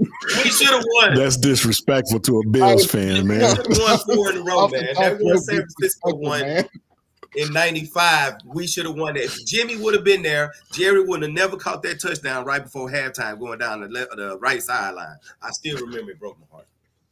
Yeah. But all right, man. Y'all take care. I look forward to seeing y'all again. All right, Rico. Appreciate it, man. All right, Rico, baby. We'll holler at you. All right. Yeah. So, guys, that kind of wraps up a little bit of what I have, because, but in Jason, a while ago, when you were saying this is not really a sports podcast, but in the barbershop talk, shit, you never know where that's going to go. So. The only thing we didn't talk was Braun versus Jordan. I don't want to do that for the 9,000th time. Oh, here you go. So the conversation could go anyway. Now on the sports, I may lean back a little bit more and just kind of voice a little opinion because I don't follow it as much as you guys may. And I'll be watching Scott sometime. And I told my son, my youngest son, my oldest son, he just started watching a little bit of sports and stuff because he'd be betting sometime. But my youngest son, he coaching and going on. And I say, man, you need to get on there because you get talking about the Cowboys. Well, he gonna give you some numbers and some stats and he know all that shit. Because back when they was I think when they gave Lamar Jackson the MVP and that numbers was better than Lamar numbers or something like that if it was based on numbers. But Lamar went further into the playoffs than what that did. So, but like I said, I don't really know. That with Lamar. Lamar had an MVP season last year, and people discredited it because they had a better record, but Josh on a better stats, and now it's the vice versa. And and it's just this cyclical loop of just sports Neanderthalism, and it's just ridiculous. And that's the way they have it set up for the voting and the people who vote and all that. All that stuff comes into play, man. Listen, I agree. I agree with Prescott last season. Any way you look at it, man, Lamar was the man all season for any way you look at it, any way you want to judge it, and he didn't get anything right. So that's how it goes. That's how it goes. Last year, Lamar won the MVP. but Josh Allen. Yeah, no, I'm sorry, I misspoke. Oh, no, you're good, man. Yeah, but yeah, and then this season they were reversed, and everyone's like, well, you can't give it to Lamar Jackson 2 years in a row. Why? He was better. Right. You don't have to make just because if you made a mistake last year doesn't mean you have to make the same mistake twice. And even last year wasn't a mistake. And I'm not talking about highlights. This is an offshoot of the conversation. I'm not talking about highlights. Did you watch Game 1, Baltimore versus Kansas City Chiefs? Yeah, no, and you tell me that the Kansas City Chiefs won that game? I mean, the scoreboard says so. I appreciate that answer. I can appreciate that answer. Because here's the thing. I'm not a Chiefs hater, man. I'm not a Chiefs hater. I'm definitely not a Mahomes fan, but I'm not a Chiefs hater. So I'm not trying to crash out on the whole team. I just watched that game and my eyes I was blown away because I know Lamar put on probably one of the best performances I personally ever seen him do in a regular season game. That was crazy. No, he was legit. And I knew that going into week 1. So I told people when it came to week 2, you weren't going to see the same Lamar Jackson, right? Because he ran the ball like 17 times, but right. he took that game personally. He wanted to show I earned that MVP, and I was like, he's gonna turn it back as far as the rushing stats were concerned, which he did. But I mean, I'm just gonna say this right now, and I know that you guys haven't listened to the podcast yet. But I am so tired of people saying that Josh Allen did more with less because the Ravens wide receiving core is nothing to – they're not great either. No. You got Derrick Henry. They're basically built almost the exact same way. 2 good tight ends, one good running back. Now, I'm not saying that Derrick Henry is James Cook, but the wide receivers – nobody thinks that Zay Flowers is awesome. He just had 1,000 yards receiving, and he happened to be a Pro Bowler this year. Cool.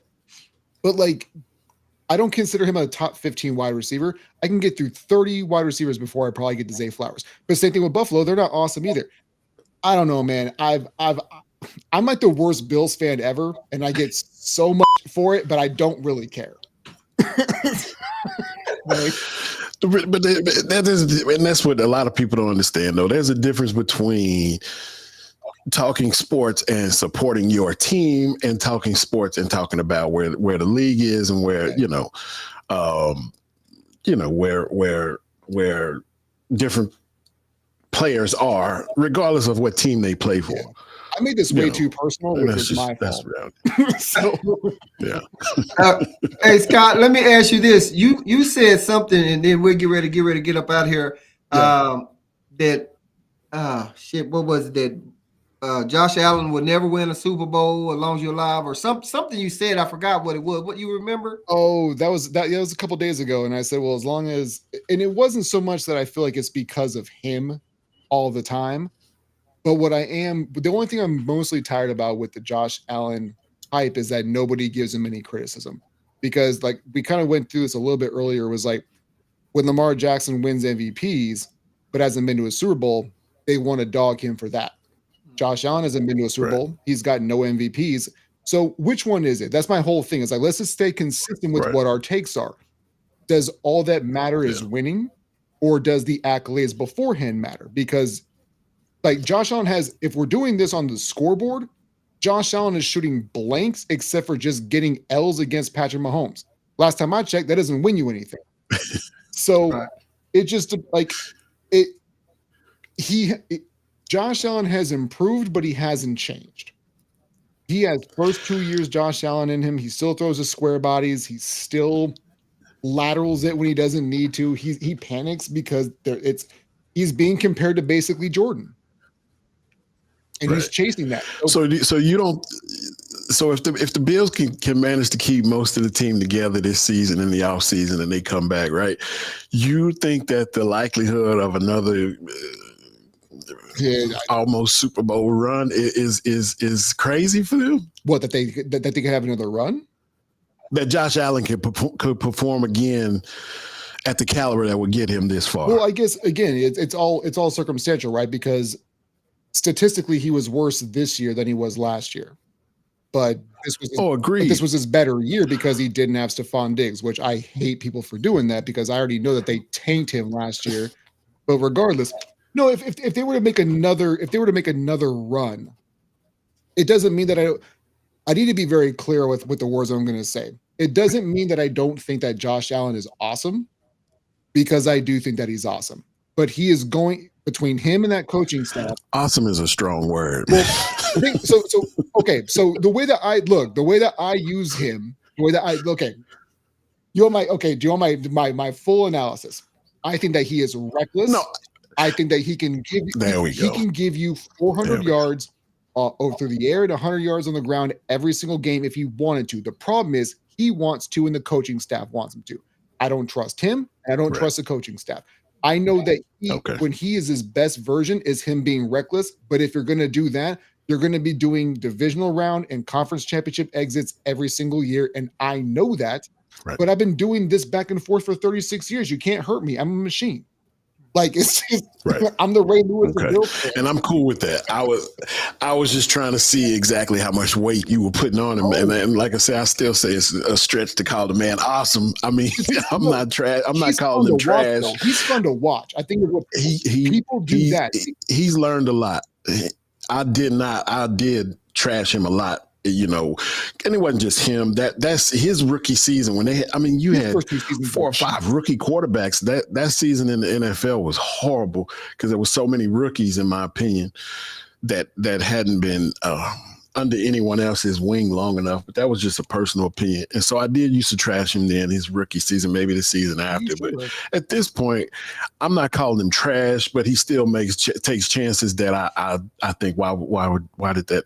I say the same thing about Dak. It's a lot of times that I'm like, what did you see that nobody else saw that you would let that ball go at that point? You know? That's always been my point is like when I watch the Bills play, because like, look, I don't know how many Bills fans there are in Texas, but I'm sure there's not many.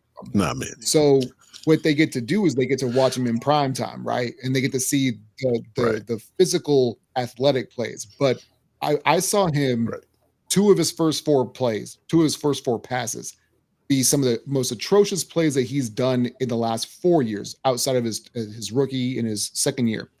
And again, you can improve, but he hasn't changed. Right. He's the same dude. Same thing with Sam Darnold, same thing with Jared Goff. They are the same dudes. They've improved, but they haven't changed. And Josh Allen to me is an improved dude, and that's all it is to it, man. And support staff matters a lot. Right. You know what I mean? Like your receiving core and your O-line, like these things matter a lot more than what people give them credit for. My thoughts. Let me say, JW in the comments told Mark to get on the podcast. JW, we've asked Mark to get on the podcast. He's not going to do anything. He just kind of like to troll us, and sometimes we just ignore some of the stuff he say. But it's just glad to have him in the comments talking his normal shit. So, and Mark, if you missed the comment, Urkel or Waldo, I didn't even see that. Yeah, he's always put something in there earlier. And Mark, if you want to know what I said about your other one when you asked about how many immigrants live in my house, go back and watch the playback if you missed it, because I told you about the same amount that's fucking your mama. But you can go back and look at that. With that being said, guys, let's get some closing comments. Scott, what you got to close out, man, before we get up out of here? I was just gonna say thanks for having me on. You can find the Playbook Podcast wherever you get your podcast. My signature is stay up and stay blessed, but I need that guy to stay in his house because you were coming for his neck. God damn, bro. Hey, Scott. Jason, you can tell Jason like the sports, so I don't know if he don't mind me putting him out there, but hit him up, man, sometime and get him on your show when y'all get to talk. I'd love to. God damn, man. Some sports are going on. So, Jason, what you got before we close out, man? Always a good time, man. I enjoyed it. I'm glad you had Prescott on. I had never seen his podcast, but after this conversation, it's definitely making me go and want to put a few of them on and see what you got going on.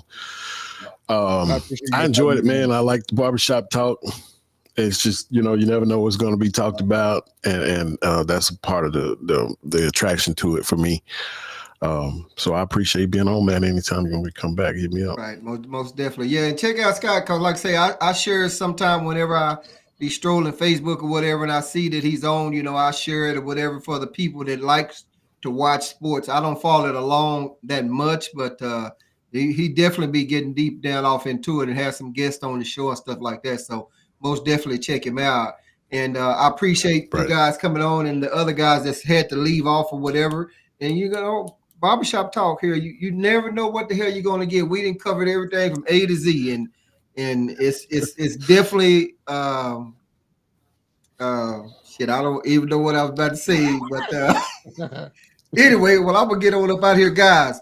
And remember that it's always free to like, share, and subscribe. I appreciate your support here on Wizzo Talk. And with that being said, ain't nobody mad but the devil. And Mark, we'll see you on the next go round. And I hope your throat and your mom's ass ain't too sore. Well, I'm out.